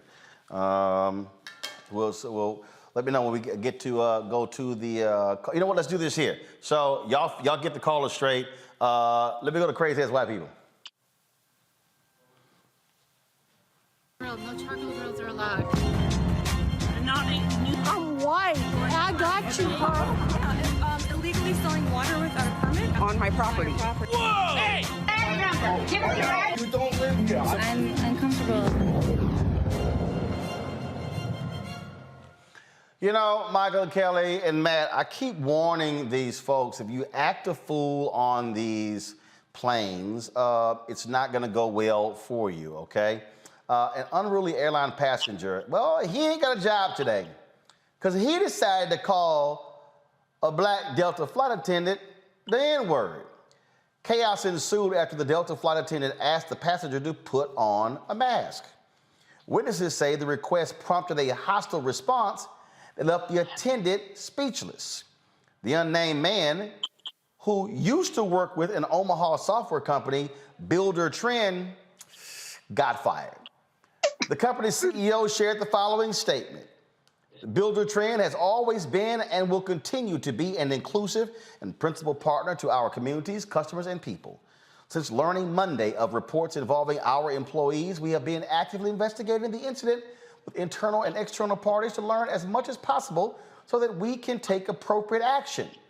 We take these accounts of unacceptable behavior extremely seriously. Based on actions that do not align with Builder Trend's values and standards of conduct, one employee has been terminated. We continue to investigate the incident and are working diligently to determine all requisite next steps. See, look, Kelly, I keep telling these folks, if y'all get on these planes and show your ass, we got all of this. And guess what? The moment they show your picture, Twitter, Black Twitter, y'all, they better than Columbo. They gonna track your ass down. They gonna find your Facebook page. I mean, if you got AI, artificial intelligence, I'm gonna start calling this BI, Black Intelligence, because they gonna chase that ass down, gonna expose you, and you're gonna be out of a job every time. I mean, and it makes sense though, right? Because this is more than just you in a one-on-one altercation with someone and you move about your way. You have something within you that is so insidious, such vitriol within you that there's no doubt that that trickles into whatever line of work that you have.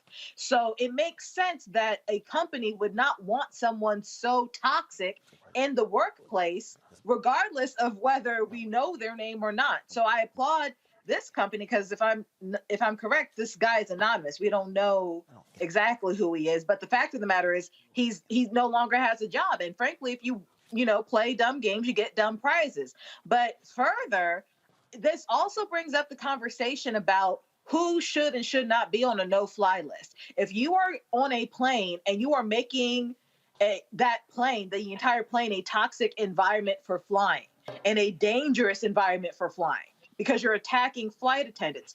Flying is a privilege. This is not a right. So if you are one of those people, keep in mind that, we might be on the track to putting you on a no-fly list because you're acting that stupid and compromising the safety of more than just yourself, more than just the flight attendant, but the pilot and everybody else on board. So, good riddance. Look, I keep telling these folk, Matt, hey, go ahead and act the fool. Go ahead. I'm telling you, every time this happens, I absolutely believe we can end Black unemployment. Every time one of these white folk get fired for acting a fool, we should have Black folks flood the company with applications. I'm with you. And let me first commend the sister that worked for Delta Airlines for demanding that the other passengers who made her uncomfortable also not return to the plane. Because it's my understanding it was a group of people. And when they tried to get back on the plane, some of them, she expressed her displeasure, understandably, and they were not allowed to get back on the plane. So first, shout outs to her. Number two, you really have to be an idiot to wear your company's emblem on the mask when you're using the N-word. This person would still have a job if they weren't so brazen. And I think that ultimately speaks to, the character of a lot of these people. Not only are they clearly racist, but they're so brazen to think that there won't be any consequences, despite your fact and your point that so many people have lost their jobs behind liked conduct when Black Twitter and Black intelligentsia found out who it was and blasted their information all over God's green earth. So that brazenness here got them bit in the ass, as it should. I'm saying let's go after all of them, Michael. Everybody. I agree. Keep your cell phones charged up.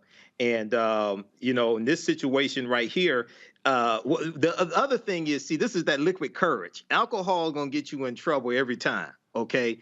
The person was drunk and allegedly called the flight attendant the N-word. The flight attendant was asked some of the people on the flight, there was a group of them, to put their masks on, okay? But there were some people with this idiot who used the N-word. They had the Build a Trend logo on their masks also, and this is how they were tracked down. So, but once again, this deals with this whole white supremacist culture, where a lot of these people think they can just do whatever they want to with impunity, and no, you ain't gonna get away with it.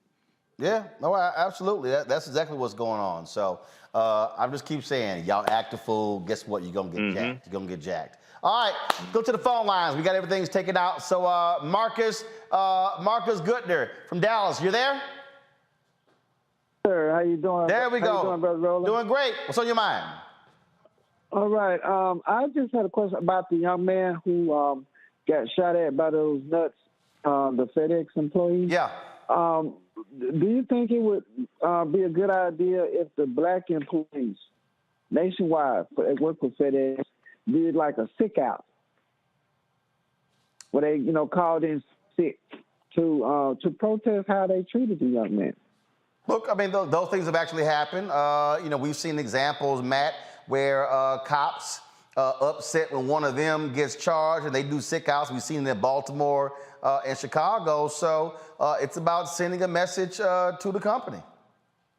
I think that's right, and correct me if I'm wrong, but isn't FedEx based in Memphis? Yep. So if that's correct, I think that could be particularly impactful right there in their, central location, their headquarters. So I think that's a good idea. And I think if, people galvanize behind and stand behind this brother, that would really get their attention, because it's absurd that they sent him back on the same route after this happened. Yeah. And, it's demonstrated. That's just ridiculous. So I think your point is well taken, Marcus. Annette in Indianapolis. Annette, what's on your mind? Annette?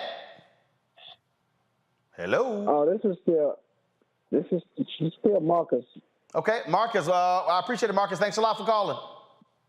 All right. Yes. Okay, Annette? Yes.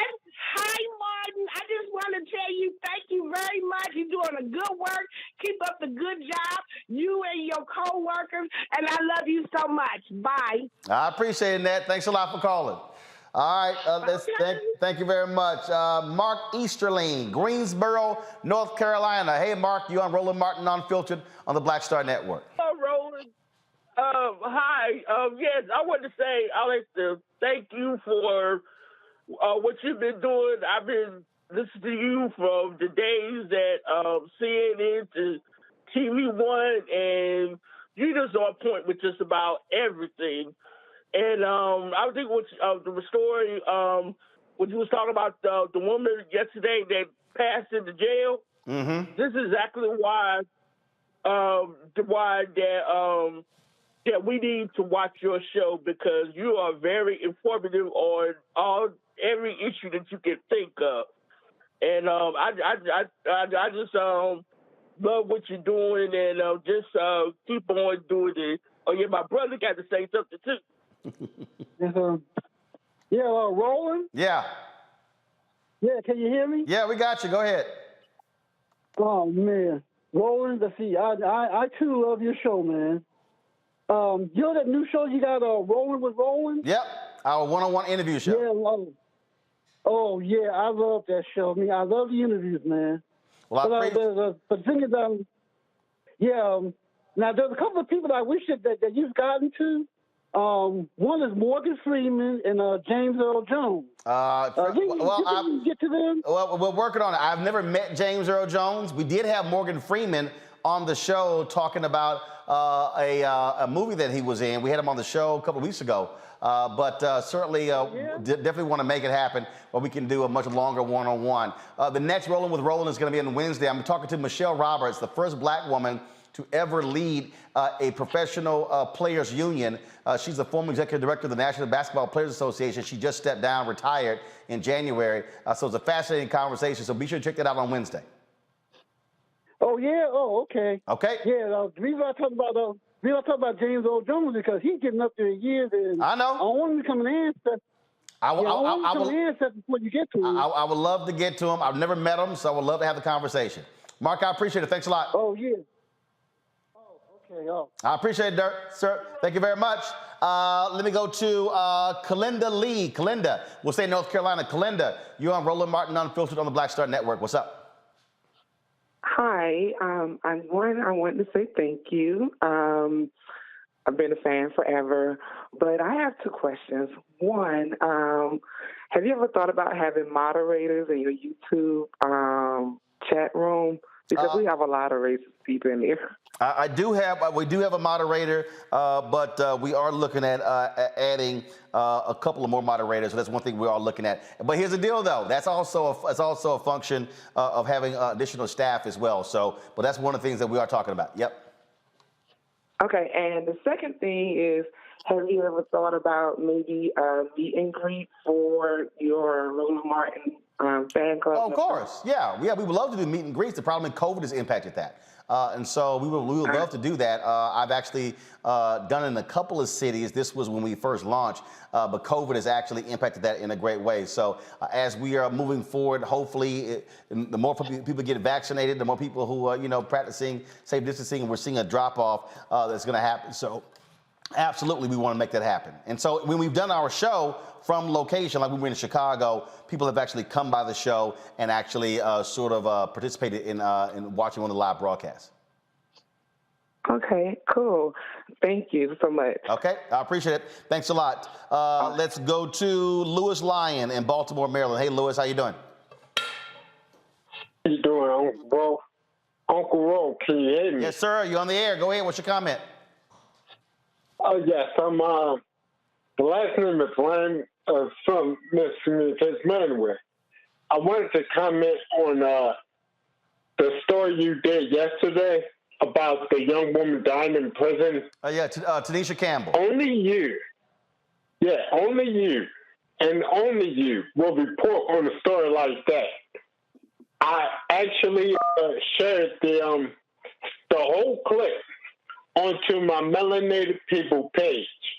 And they were like, wow, I did not know that. That is why we need to be watching Roland Martin Unfiltered. Screw the feelings and all of that. Look, you are the only news section I even give two craps about. Thank you so much. Revolution. Louis, I appreciate it. Thank you so very much. The thing here, Michael, when we think about a lot of these stories, part of the issue is when you don't have one follow-up, but also for mainstream media, it has to rise to a certain level. So basically, the black outrage has to exist on social in order for people to go, oh, maybe now we ought to cover that story. Yeah, and that's one of the reasons why African-American owned media is so important, not just African-American targeted, but African-American owned media, so we can make those decisions. Somebody can call us and we can cover those stories, one. But two, this is why you have to have a two-pronged strategy. It just can't be one strategy. This is why also you have to have African-American producers and executive producers at these networks, at these cable networks, not just hosts, but people who can determine content of these shows as well, so we can get that message out on multiple platforms. But this is extremely important. That's why it's important, all the people that say we need to build our own, that's why it's important to support the Black Star Media Network. Absolutely. All right, we're going to take a couple more phone calls before we go to break. Candace Mahan, Richmond, Virginia. Candace, you're on Roland Martin Unfiltered. Good evening, Roland. Good evening, panel. Hope everybody is doing okay. Is that Candace or Cantus? It's Candace. Okay, gotcha. All right, go right ahead. Good evening. I hope everybody is doing well. I just wanted to say thank you so much for the stories you cover. It really has been such a great enhancement to my life. I appreciate you. I appreciate all the contributors. I want to give a special shout out to Dr. Malvo and Dr. Carr. I love y'all. Y'all can adopt me. So I'm looking around the studio, Mr. Martin, and I'm trying to see where can we make a HBCU wall? Like you have a wall for HBCU paraphernalia. You know, that was me on your Instagram, because you was looking real good in that orange and blue. So we should keep that up. Well, we have a lot of murals up, and so one wall space is taken. So there is a possibility if we do one. Well, one of the things I'm gonna do, because I do have this here. So we have different artifacts up here. So I've got a number of hats that HBCUs have given me. So probably what I can do is I can probably put some of those on the shelving here as well. Some of these awards we've gotten it. When we did the tour in here, and when in our kitchen, there are three of the honorary degrees that I've gotten 6, but 3 of the ones that we have are from HBCUs, and so we have HBCU stuff sort of all over. So there's no one particular place. And so we've got awards down the hallway. We got some other stuff on the wall there. And we're still adding to the studio. And so we're still adding pieces to it. So that's all possible. But remember, that's also why I wear the gear. So by wearing the gear on the show, you're also seeing it as well. That's true. All right. Well, keep up the good work, and I appreciate everything you do. Take care. I appreciate it. Thanks a lot. Let's go to, let's see here. Richard Ware. Richard is in Dallas. Richard, what's up? Yeah. Hey, Roland. Yep. How you doing, brother Roland? Great. How are you? Yeah, I'm in Dallas, Texas, but I'm from Detroit, Michigan, and I'm also a good friend of Wayne Walker. Oh. And I just got to come in and represent. Go ahead. Because you guys dragged them through the mud there, especially the sister on your show, talking about his appearance. You mean Kelly? I don't think she could. Yeah, I don't think she should be talking like that. He's a handsome brother, and so am I. We're also educated, and we're very respectful of the sisters. We love our sisters. He can only be but so respectful talking like that online. He only asked a question. He asked a question. Well, why now, even ask the question? It had nothing to do with him. What was inappropriate about it? It's social media. It's free speech. You're a lawyer, right? Supposedly? Free speech or not, you are still policing a woman's body that you have no control over regardless. He didn't police her body. He didn't stop her from wearing whatever she wanted to wear. She wore it, and he commented. That was it, and he asked the question. Free speech. But here's the deal, though. Okay, all right. So you say it was free speech. Yeah. But here's the deal. Free speech also has consequences, meaning you can ask a question on social media and folk gonna respond. So absolutely. So what happened was here's what happened. Here's what happened, Richard. He asked the question. Yes, sir. He got an answer. Yes, sir. Yeah, he got an answer. And guess what? It was a critique. It was a critique characterized as an answer. And at the same time, you won't bring up the subject matter, and you won't enlighten people, or you won't enhance people's knowledge of misogynism, as you call it. I don't think it was misogyny. Actually, Richard, here's where I disagree. Because y'all go ahead and pull it up. So I ask questions all the time, okay? And so one of the things that you do when you ask a question, you might want to add a little bit more to it so people understand why you're asking the question. So, so I've done it. I've posted things, and so when that's not it, y'all. Thank you. That's it. So this is the wrong one. No, okay, but that's the wrong one. So. This one right here is the guy Justin. He was responding to him. So when he asked the question, he said, Sydney Carter, women's basketball coach, is her outfit appropriate as a basketball coach? Now, even if you can ask that question, the problem is when you write something on social media, no one knows tone. No one knows. That's true. No one knows context. No. So what you have to do is you have to actually provide that in your question so people won't assume that you're judging. Okay. Well, you know what they say about assuming. Everybody has one. But Richard, again. Can I take this? I'm gonna come right to you. But Richard, again. My advice to Wayne, as somebody who does this all the time, when you're asking a question, never leave it so wide open or people will assume what your motive is. You better make it real clear. Kelly, go. For me, it's not even about assuming. As someone who is on social media all the time and gets into intellectual debates all the time, more or less because that's my job. The issue that I personally had with that post, because I saw the original post come up on my feed. And the issue that I have with it isn't the fact that it's just a question, is that your friend thinks it's just a question. She was dressed appropriately for the event that she was attending, which is her job. Why do you think that you have space or room to talk about a person's outfit in which you have no idea the context in which she's in which she's there for? And specifically when it comes to Black women in remotely stylish attire for work, it's like the minute that you see a curve, the minute that you see a hint of cleavage, the minute that you see anything that you might find sexually attractive on any level, all of a sudden it's inappropriate because your mind went somewhere else. Not because it wasn't about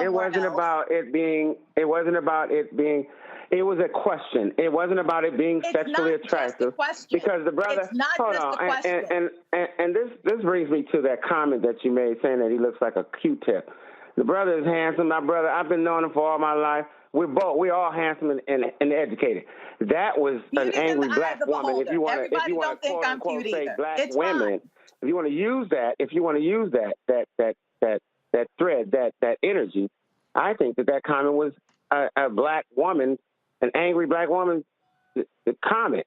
That wasn't appropriate to me. It wasn't. The comment that your friend made was entirely misogynistic, and that's why he asked the question. He asked the question. It's not just a question. But Richard, understand that it's not just a question. Is the misogyny? But Richard, hold on. Richard, hold on. Richard, hold on. Richard, hold on.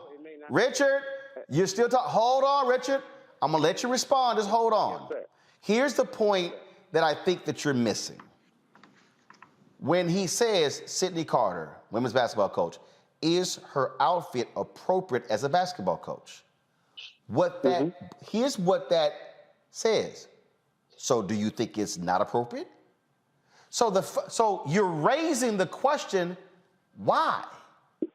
Why are you? No, you're asking two questions. No. Hold on. You're asking three questions, essentially, because you said, "Is it not appropriate?" So then you can ask, "Is it appropriate?" And then you can ask, "Why?" But here's the deal. Why is it appropriate, or why not? So there's four. So does he think it's appropriate or not? Yes or no? When I spoke to him, he didn't really think much of it. He just asked because when he saw it, he was like, okay, well, do you think that this is appropriate? Stop, right there, right there. Hold on. You said he saw it. He went, do you think this is appropriate?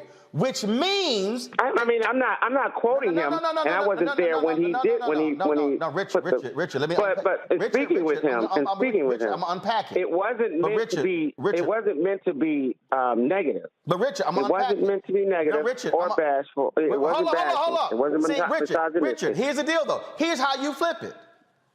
I saw this photo. I think she looks great.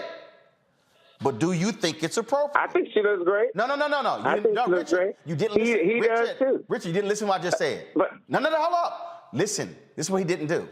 If he saw the photo and said, wow, look at this coach. I think she looks great. Do you think it's appropriate? Now what you've done is you provided context. Now what you're doing is you might be purposely asking the question to elicit a response.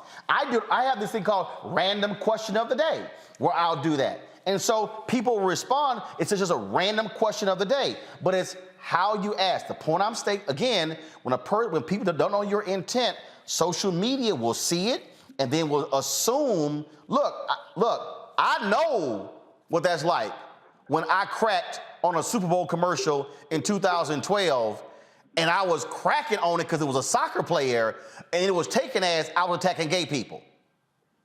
I got suspended from CNN for 5 weeks. People attacking me, all kind of stuff, and it had nothing to do with gay people. But again, with the difference with social media, you can ask something, but what you don't control is how a person infers what you mean. they can say you're implying this. And so that's what happened with Wayne. So I think he learned a big lesson. Yeah, well, I hope you give him the same platform, at least at some point. Look, I sent him a tweet and said, to defend himself. Richard, I responded to him on Twitter. I said, do you want to come on and have a conversation about it? He didn't respond. I know. He told me. No, but you he told me. He's pontificating that. He's fine. He's thinking about it. Yeah, okay. But at the same time, when I saw this show, he hasn't seen it yet. He hasn't seen this show yet. Well, here's the but deal. He's going to watch it this evening because he's at a previous engagement. But he's going to watch this show, and he may respond to you. Well, here's the deal, though. Directly or indirectly. Here's the deal. I ain't afraid to have a conversation. All right, Richard, I got to go. Afraid of that smoke either. I appreciate it. No, hold on. First you said he ain't afraid of that smoke. Now, Richard, it's a whole different conversation. Because, Richard, let me help you right there. I said I ain't afraid to have that conversation. You said he ain't afraid of that smoke. Richard, if I bring smoke, his ass should be afraid. So my advice, he should accept the conversation. Now, if he wants smoke, my advice, don't ask for an ass whooping because you might get it. So let him know, just let him know. So don't throw smoke. Because when you say smoke, it's like when Bernie Mac said, oh, you assume a different position. He said, I know what that position is. You don't want that one. Wayne might want to just have a conversation. All right, Richard, I appreciate it, man. Thanks a lot. I'm gonna take one more caller. Let me see here. That was all right, you know what? Okay, I'm gonna hold the callers. I'm gonna go to a break. I got one more break. Let me knock the break out, then I'll be back right here on Roland Martin Unfiltered on the Black Star Network.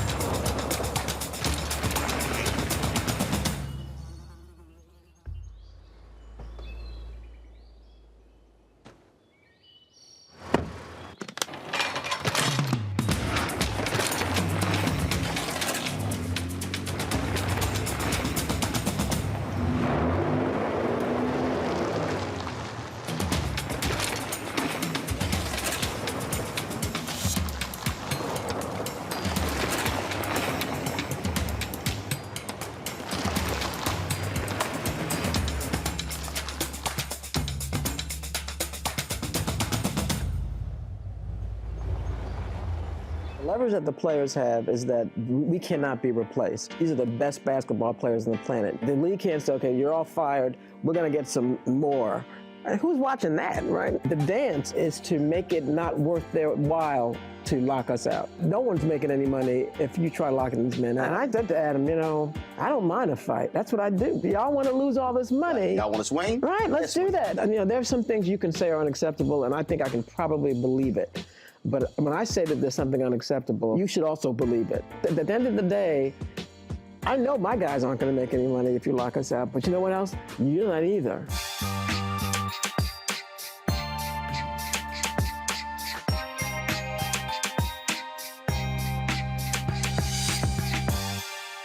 Good job, good pay, good life.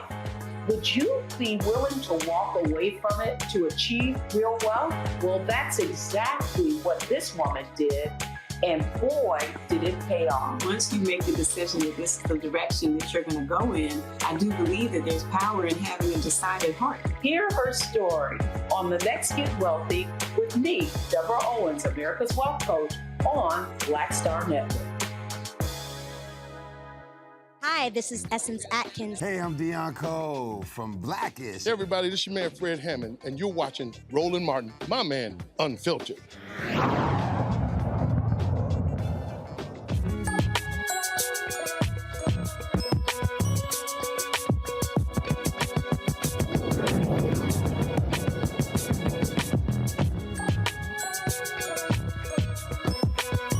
All right, y'all. There's a whole lot of talk about the Great Resignation, and one of the professions being hit the hardest is teaching. Teachers are quitting at alarming rates for a variety of reasons, which includes abandoning the classroom, burnout, lack of resources, low pay, and also, of course, all the back and forth when it comes to COVID. A new poll by the National Education Association, the country's largest teachers union, found 90% of teachers surveyed experienced burnout, and 55% plan to leave the profession sooner because of the pandemic. Joining me now from Charlotte, North Carolina is educator and author Dr. Tommy A. Watson. Dr. Watson, how you doing? I'm doing great. How you doing, my brother? Doing great. So, all right. So, how do we slow this down, stop it, reverse it? Because you know, one of the things that I've heard for perfect example, my brother taught, an executive chef, working in the school, decided to teach, and frankly was frustrated because he wanted to get paid based upon his worth. And they literally said, well, you know, the system that is set up is really based upon seniority, and like essentially you work for a number of years and you get your money down the line when it comes to pension. This generation ain't rolling with that. No, not at all. And it's a struggle right now. You know, Roland, even prior to the pandemic, the education enterprise was struggling with getting educators into the system. And now as we look and go out and look at the education enterprise, we're seeing that more and more of our Black teachers in particular are leaving the enterprise. And what you see is being a teacher is very, very difficult because, you know, teachers do a lot with lesson plans, grading. They're asked to do a lot. On top of that, you throw COVID in there. On top of that, as an African-American teacher that only makes up 7% of teaching enterprise. In those schools, typically African-American teachers have to be advocates for our Black kids because those are the kids who are being suspended more often than the other kids. Those are the kids who aren't getting access to the high-level classes. So those Black teachers have to become advocates for those Black kids in those schools, which means it causes some dissension between them and their colleagues. And what we're finding over and over again, for the reasons many of the Black professionals are leaving, is because many of them are also feeling isolated in those environments, Roland. So there are a lot of things that we have to do to counter that. And, you know, when it comes to retention in our schools, we have to start providing opportunities for more diversity and cultural training, and we can't simply leave it on the Black teachers. The Black teacher can't teach everyone in the district or the building why it's important to love on Black kids, just like you love on the white kids. Right. You also have, go ahead, I'm sorry. How do we fix it? How do we change it? I mean, you know, how to make that adjustment? Well, you know, we have to, as a district, I mean, there's some districts that are doing this very well. The whole concept of cultural competence can't just simply be something that happens at the building level. It has to happen at the system level and be supported by everyone in the system. So, you know, those districts that are doing it and doing it well, we're seeing that they are becoming more open to hiring more African Americans. They're going to the HBCUs and recruiting from those schools and seeing the value of having our Black teachers in the school. And you know, when we're going to those HBCUs, it's not just about going there, picking up kids, you know, to come be teachers, but creating a genuine relationship with those colleges as well. You know, advertising those colleges to not only your Black students in the district, but all students, all teachers should know about those things. And then, you know, we have to also increase opportunities for more African Americans to be able to be in the pipeline of the education enterprise at the HR level, at the superintendent level, at the district curriculum level. So when hiring takes place, those folks are at the table, because one of the things we're seeing at the NFL right now, Roland, is that not enough African Americans are at the table when the hiring decisions are taking place. So we're losing out on a lot of talent because we don't have those African Americans at the table. And then, you know, giving those teachers a chance, Roland, to see that there are opportunities beyond the classroom is going to be very, very important. Because again, like you just mentioned for your brother, teacher pay, unfortunately, is not very high. But as they evolve in the education enterprise, the pay increases tremendously. So that can be very, very inspiring and hopeful to a lot of the educators out there. And then also, you know, you and I are both members of fraternities, Omega Psi Phi Fraternity Incorporated, shout out. You know, getting those folks in the school building. That's cute little youth group. You know, we got to get those folks in the classroom. We got to get the alpha men in the classroom to support those educators out there who are struggling. Because again, Roland, many of them are feeling very, very isolated in the system and burned out. Questions for panel. First up, Matt. So my question, Dr. Watson, is we've seen teachers and education become extremely politicized during the pandemic, just in a way that I think is ruinous. But notwithstanding that, my question for you is, what have you seen unions do in response to that? How are unions supporting teachers and pushing back against a lot of that negative politicization that we see of the teaching profession right now? Yeah, that's a great question. And, I think at this point, many of them are still scrambling to try to figure it out. Because during the pandemic, we had the pandemic taking place, we had the social unrest taking place. So there's been a lot of scrambling taking place around the country. And I'm not sure that the districts and the unions have actually figured that out as of yet. Great question. Kelly?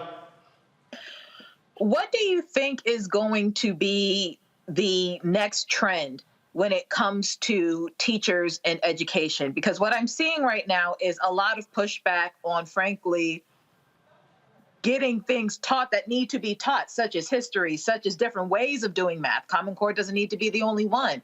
And there's a reason why teachers are so burnt out. It's beyond just, the COVID-related issues. It's the overcrowding, it's the politics, it's the administration, it's so much. And frankly, I don't blame them. So what do you think is is the next step after that? What is the trend to either combat this or get past it?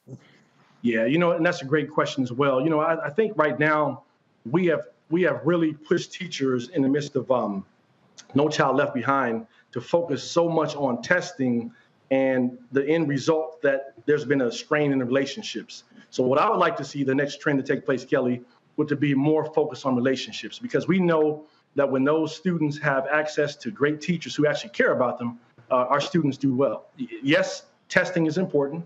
Yes, knowing math and reading is important. However, those relationships are just as important. So we're hearing a lot of talk about the social and emotional needs of the students being addressed. And I think that's very, very important, because not only are those needs needing to be met for the students, they also need to be met for the educators who are serving the students as well.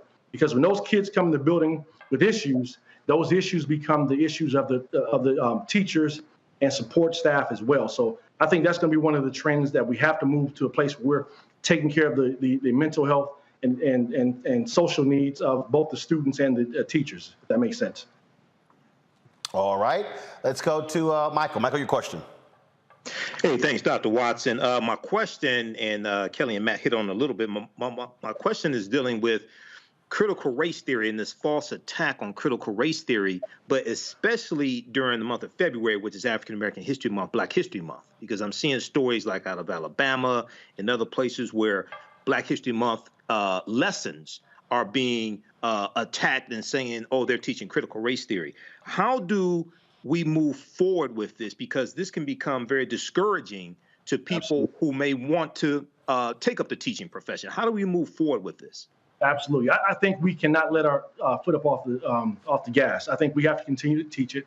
We have to be willing to stand up and address those individuals who have an issue with it, because there are a lot of things that are taught in school that have been controversial, and this shouldn't even be controversial.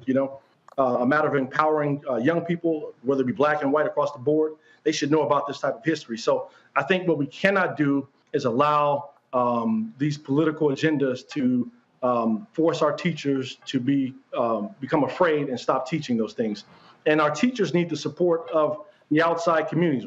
They need support of our other political figures who are supporting them in that. They need the support of our teachers. Of our parents, as well as our students, to let them know, hey, we want to know about that subject matter, and we're not backing down no matter what you're talking about. All right, then. Well, look, we certainly appreciate it, Dr. Watson. If folks want to assist, want to help, how can they reach you? Absolutely. They can contact me at tawatson.com. We're going to be hosting a town hall meeting here on February 23rd to talk more about this issue. We're going to be hearing from students, parents, educators, employers, because this is an issue that doesn't just simply isolate itself to teachers. There's a lot of folks who need to be involved in this, and we'd love to have people kind of go to my website, tawatson.com, and reach out to us and participate in this conversation so that we can support all teachers in being successful and doing the work that they need to do. All right, then. We certainly appreciate it, man. Thanks a lot. Take care. All right, folks. Our final story of the day. Y'all remember last night we showed you this video of a sister who had a couple of words to say about her inability to play spades. Y'all remember this? To say one thing. Listen, if you that serious about the spades game, don't ask me to play. Now, I just got kicked the fuck up out of my grandma's house, my own grandma's house, at family game night, because I didn't know I had a diamond. Listen, I need y'all to understand. Everybody don't know how to play that shit. Who even invented the game spades? They don't even play that at the casino. That's not even a real game. Motherfucker want to uncousin me now. Because first of all, what is even the word renege? Like, where did that even come from? That sounds racist as fuck to me. And the crazy part is, we ain't even playing for no money.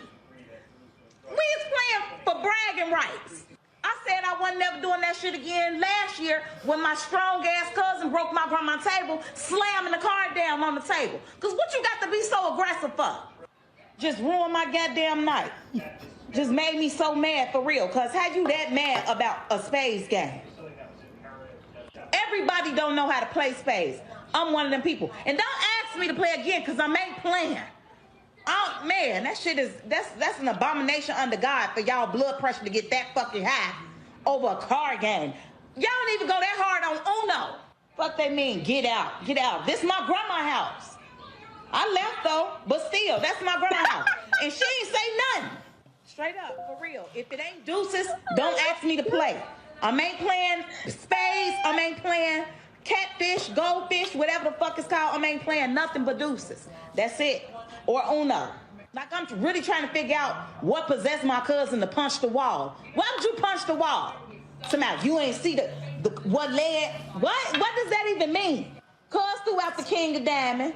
My other cuz threw out the two of diamond. My other cuz threw out the eight of diamond. I ain't had no diamond, I didn't think. So I threw out the three of spades. You snapped because I threw out the three of spades. Cuz come right back, play another diamond. I see, oh shit, damn, I did have a diamond. Boom. I put my diamond on the table. You know what I'm saying? This motherfucker flipped the whole table over. I don't even understand what we went wrong. What the fuck? I mean that shit from the bottom of my empty heart. If y'all finna get real emotional about playing a game of spades, don't ask me to play. I ain't playing. The fuck? Shit. Now I'm hungry. All the nachos over there, chicken, Italian beefs. Ain't shit here for me to eat. Y'all done kicked me out of my grandma's house. I couldn't even get a fucking plate. All right, joining us now, she goes by the name funny as Tierra from Chicago. Hey. How you doing? I'm okay. All right then. So let everybody know. Okay, was that for real, or was that one of your funny videos? So it's somewhat for real. What does that mean? It was family game night. I did mess up playing spades, but they didn't kick me out. Everybody snapped, but they didn't kick me out, and I was able to get us to go play. So you were doing your thing. Kelly can't control herself because she can't control herself at all. When I saw the video, Earthquake posted on his page. I posted up mine. We played last night. People in the chat are absolutely cracking up. So, and one of the reasons why they're laughing so much because a lot of people identify with it. Those of us who know how to play spades have run up against folk like you who screw shit up. It's so embarrassing because every time I say that, even like at different gatherings, people be like, "You can't play spades," and I don't know exactly where I get lost. Like I think I get lost once I get too deep into the game and I think I got this shit down and then I play something stupid and everybody mad and foaming at the mouth. So but if you truly deep into the game, then you fully are aware of cards and how they move and what got played and what's likely still out. I mean, that's the thing. You got to concentrate when you play spades. Obviously. I'm telling you, because what's it called? Reneging. Almost had my cousin hit me, and he a man. I said, "You gonna hit me?" Because if you hit, I'm calling the police. You're not gonna put your hands on me. Not about no spades game, baby. But look, I'm telling you right now, spades is a serious thing. I see.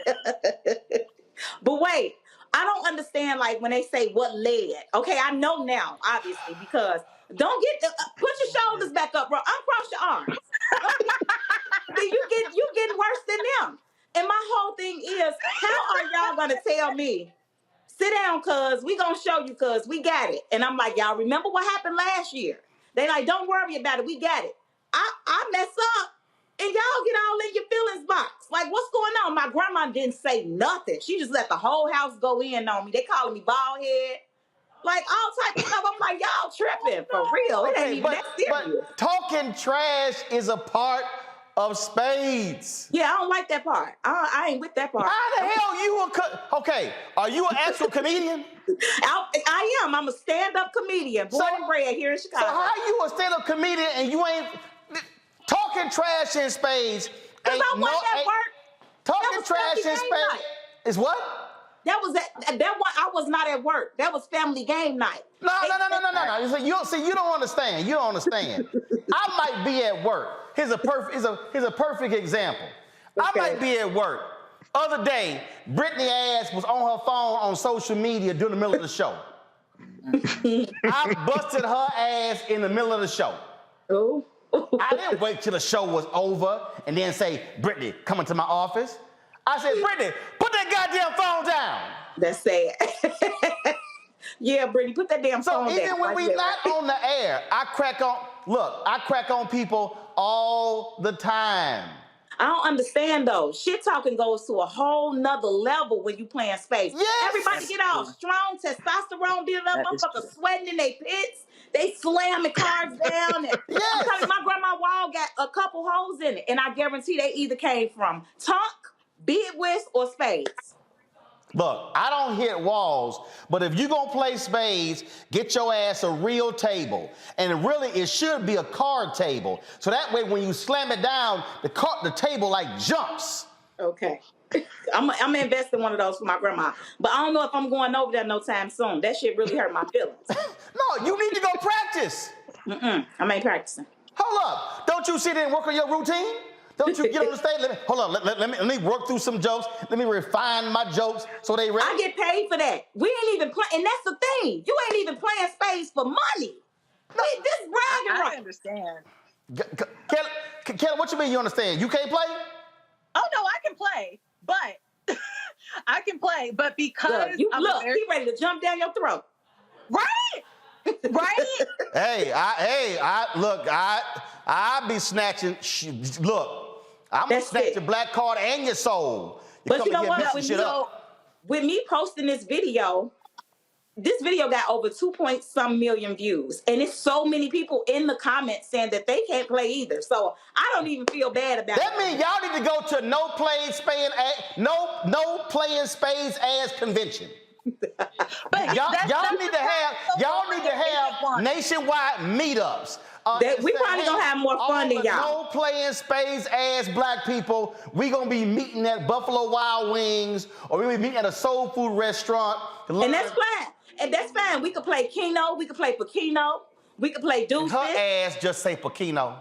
Yeah, we could play. I mean, that's my favorite. I'm down for some Keno, baby. Don't let this man call you on his show and bully you. We ain't gotta play Spades. Fuck that. I don't want to play. Hold up, Matt. Can your ass play Spades?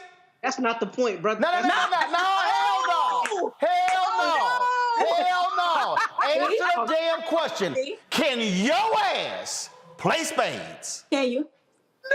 Oh, see? Right there. See? Okay. Oh, see, right there? I knew you were a Mike McDaniel brother. I knew your ass was fraudulent. Right there.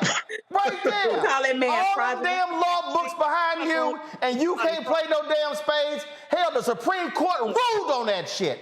I can't. I'm not gonna do it. Don't ask me to sit down and play. Now, hold up. Now, Michael, your ass in Detroit. Yeah. Can you play Spades? I haven't played. I used to be able to. I haven't played. God damn. Oh, hell no. What the hell does I used to play Spades? No, Mike, it's a simple ass question. Can your ass play Spades or not? I used to play basketball, and I stopped running with cats when I was 35, so I didn't blow an ACL. But put the basketball in my hand, my ass can still hoop. Now answer the goddamn question. Can you play spades or not? I probably don't let this man bully you, Mike. What'd you say, Mike? Stay strong. I probably can. No, I haven't tried to play spades in 20 years. Nobody say no silly ass shit like I probably. First of all, how in the hell you ain't played spades in 20 years? You ain't been to no black parties? You ain't been to no black family gatherings? Where in the hell you been? I have. Mike. But I didn't play spades. I didn't play spades. I played Uno. I can play poker. I can play poker. Okay. But I ain't play spades. Mike. I can play chess. I was a very strong chess player. The kitty-ass table play Uno. Mike, do you realize that Uno is the game? I can play poker. Do you realize Uno is the game? Let me put it like this. Mike, Uno let me put it like this,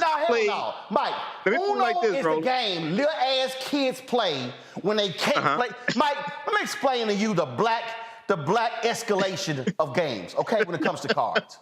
Right. See, clearly, your ass don't know. Okay? I'm gonna start a support group because this is ridiculous. No. I feel like we being bullied right now. I haven't tried to play spades. No. Definitely are. Funny ass Tierra, let me help your ass out too. Okay? It's 3 damn card games. It's 3.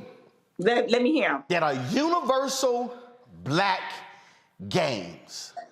1, your ass start with Uno. Okay? Okay. Cards got you start with Uno. Okay? Your ass then go to spades. When you grown, your ass go to bid whist. Okay? Here we go. So you ain't gonna throw deuces in there nowhere? No. Say what? Deuces? Don't nobody play deuces? Girl, that's like some shit you play when it's just 2 of y'all. Spades is 4 of y'all. Okay? Okay? It's Uno, spades, bid whist. So what is this shit they was calling cutthroat? Because now they like, well, we gonna play cutthroat. What's cutthroat? Because that's spades. No, that's some Chicago shit. I don't know. Oh, okay. Because I know everybody. It was like every man for theyself. No, that's spades. That ain't spades. Spades is 2 people. Matt, you know what the hell I'm talking about. Clearly, Michael, you having like brain freeze. Or it was like 20 years ago. I played spades years ago, but I played, I played poker. What kind of black gatherings do y'all have? What kind of hoop? Hey, they can play cards, I played poker. I played strip poker more recently than I had spades. Michael, ain't nobody that was trying like, to see your butt that was like 15 years ago. Ain't nobody trying to see your butt naked ass playing no poker. Ain't nobody stripping in spades. Won. Ain't nobody stripping in bid whist. Okay, if you playing strip Uno, that's in y'all. That's y'all weird ass family. All I'm saying. That was a lot of information. Hey, that wasn't a family event. Hey, that was a family event. All I'm saying here is this. Tia, I'm telling you right now, when we come back to Chicago, you know what? I'm gonna go ahead. We are gonna do a spades tournament. I ain't coming to that shit. Yo, no, you need to go sit your ass on Black YouTube and just for the whole weekend, just watch some damn videos to learn how to play damn spades. I thought I was doing well. I didn't see the damn diamond. Hold up, how you not see the diamond? Because it's the way my hand was set hold on, let me get my damn deck of cards. I'll be right back. I had all my reds right here, and I had all my blacks. So I thought that's not how you organize cards. First of all, your ass just broke the damn rules right there. That's not how you organize your cards. Kelly, tell her ass again. You're supposed to separate. Kelly, tell her ass again. Tell her again. You don't organize it by color. You organize it by the symbol. Yeah. Club, spade, diamond. Kelly, what the hell are you talking about? No, you don't. That's how I do it. No, Kelly, you do. Oh, by books. Or you can do it by books. Kelly. Or you can do it by books. Kelly. This is why I be confused. No, Kelly. You're organized by symbol and color. Matt, you know what the hell we talking about. So Matt, stop talking. Stop talking. So you know what? Let me go and help you out. See, first of all, Tierra, you see, I got some damn cards with me, okay? Okay. So let me help you out, Tierra. You see this right here? Pretend we playing spades. Let me come close to the camera. Come on. You see this right here? Mm-hmm. Okay. These right here are spades. Right. Then what you do is you put your diamonds or your hearts, right? You go black, red. Then you go your clubs. You got clubs. Black, then you go hearts, red. See? Red, black, red, black. You break that shit up. You don't put the hearts and the diamonds next to each other because your ass get them confused. You don't put the you don't put the spades and the clubs next to each other because your ass gonna get them confused. You go black, red, black, red. That's how your ass put the damn cards together. That's why you didn't see that damn diamond. Look how aggressive he is. See what Spades do to black people? Y'all see what Spades do to black people? No, but you sitting here over here, I ain't know how I had a diamond. Yeah, I didn't know. Because it was next to the damn hearts. I said I was sorry, shit. It's okay. Okay, so here's my thing. Shout out to Bowie State University and HBCUs across the board, because if it was not for them, I would not know how to play spades. Why? Your black family didn't play? I'm sorry? Hold up. Where you from? I didn't grow up with spades. What? Where you from? I didn't. I'm from D.C. Roland, I'm telling you, it's obviously a rites of passage. I'm from D.C. I did not play spades. My parents didn't play spades around me. My grandparents didn't play cards around me. Like, excuse us. Hold up. What y'all play? Pacino? No, we didn't play games like that. We honestly didn't play games like that. What was y'all doing? Playing life? No. Like, we would play Monopoly from time to time. I bet y'all had the Sorry board game, right? No. What y'all do? I mean, we did everything except, like, Die Hard. What y'all do? Like, y'all play games? Not from what I recall, not really. Not like during cookouts and stuff. We would watch, like, we were a football family. So, like, we watched a lot of football, a lot of sports, did a lot of cookouts, a lot of crab boils. Hold up. You can stop right there. Because y'all bougie. That's what it is. We were. You came from, see, right here. See, I knew I was going to get to it. See, Matt, your ass probably bougie too. Y'all probably we did pinochle. I remember we did double deck pinochle, but I don't know how to play that. Did her ass just say pinochle? That's crazy. Matt, go on with your bougie comment, Matt. 10 times on the air. I'm glad to throw bones with you anytime. You ain't mentioned nothing about no bones, Roland. That's what we Could we discuss the spades? That's why. Well, you want to know what we play. It's not about being bougie. It's about throwing bones. We discussing spades, Matt. Matt, can you play spades? Yes, but I'm not good. But that's not the point. Right there. You ain't good. See, that's your damn problem. I'm so happy it's not your damn problem for going to the University of Texas. See, right there. I didn't go to Texas. Where you go? I went to Howard. Yeah. I went to Howard, where I learned how to play. How your ass went to Howard and you know how to play spades?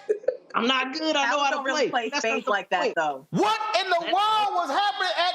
Damn it! I went to Texas A&M and know how to play spades. Probably because I went to Jack Jay's High School, and probably because I had a black family where we played cards. We wasn't bougie like Kelly family. But all this, so mad. Tiara, look. I gotta go. My barber waiting to cut my hair. I gotta go to Nigeria tomorrow. Before you go. We met before. I met you. I partied with you. We had a blast at a BT event like 2 years ago. And I took a picture with you. I sent it in for them to show it to you. But we had so much fun. The BT, I don't know, what event was that?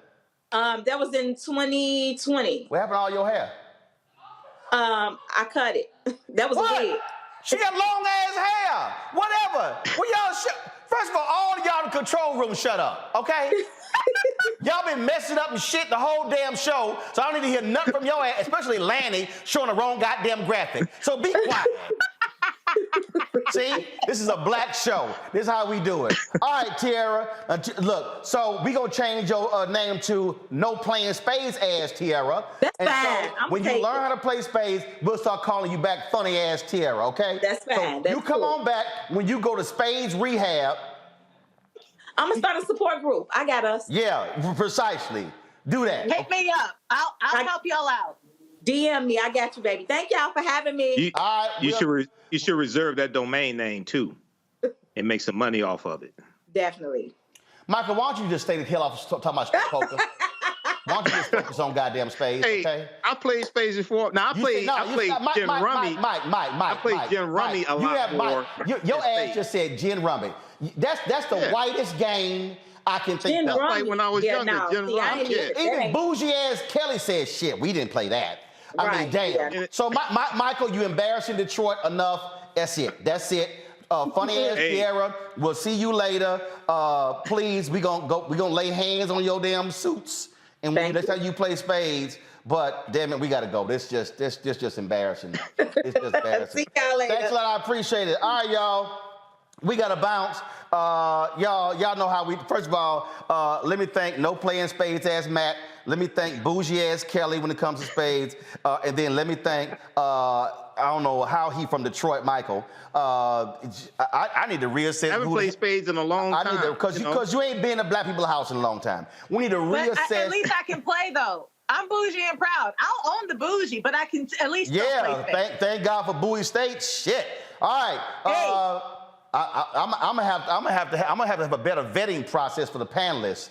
I'm gonna have to add spades to the list of did you watch all these black movies? All right, y'all. That's it. Y'all, here's the deal. I leave tomorrow for Liberia. I'm gonna be there for the next 10 days. We're gonna be broadcasting from Liberia for covering the 200th bicentennial celebration. It was a country that was founded by freed slaves in 1822. I will be there broadcasting. Half my team is already there. We're gonna be leaving tomorrow night, so pray for us. Great that we have our travels. We got some great things lined up. I'll be sitting down with the president of Liberia while we're there as well. We'll still have guest hosts while I'm here, so we'll be live streaming events all day when we're there, and also I'll be broadcasting from there. It's a huge event taking place on Tuesday that we're going to be covering, and so we're looking forward to that. And so, folks, it will tell us stay tuned to the Black Star Network. Hey, I don't know anybody else who's doing it. I know the other black-owned media people not doing it, so I don't know what they're doing, but that's why we do what we do, and so we appreciate it.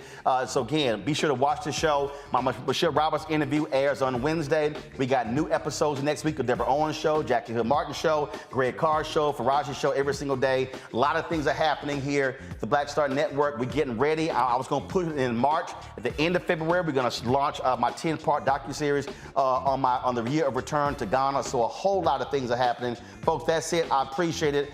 Folks, again, I will see y'all from Liberia beginning on Monday. Y'all take care.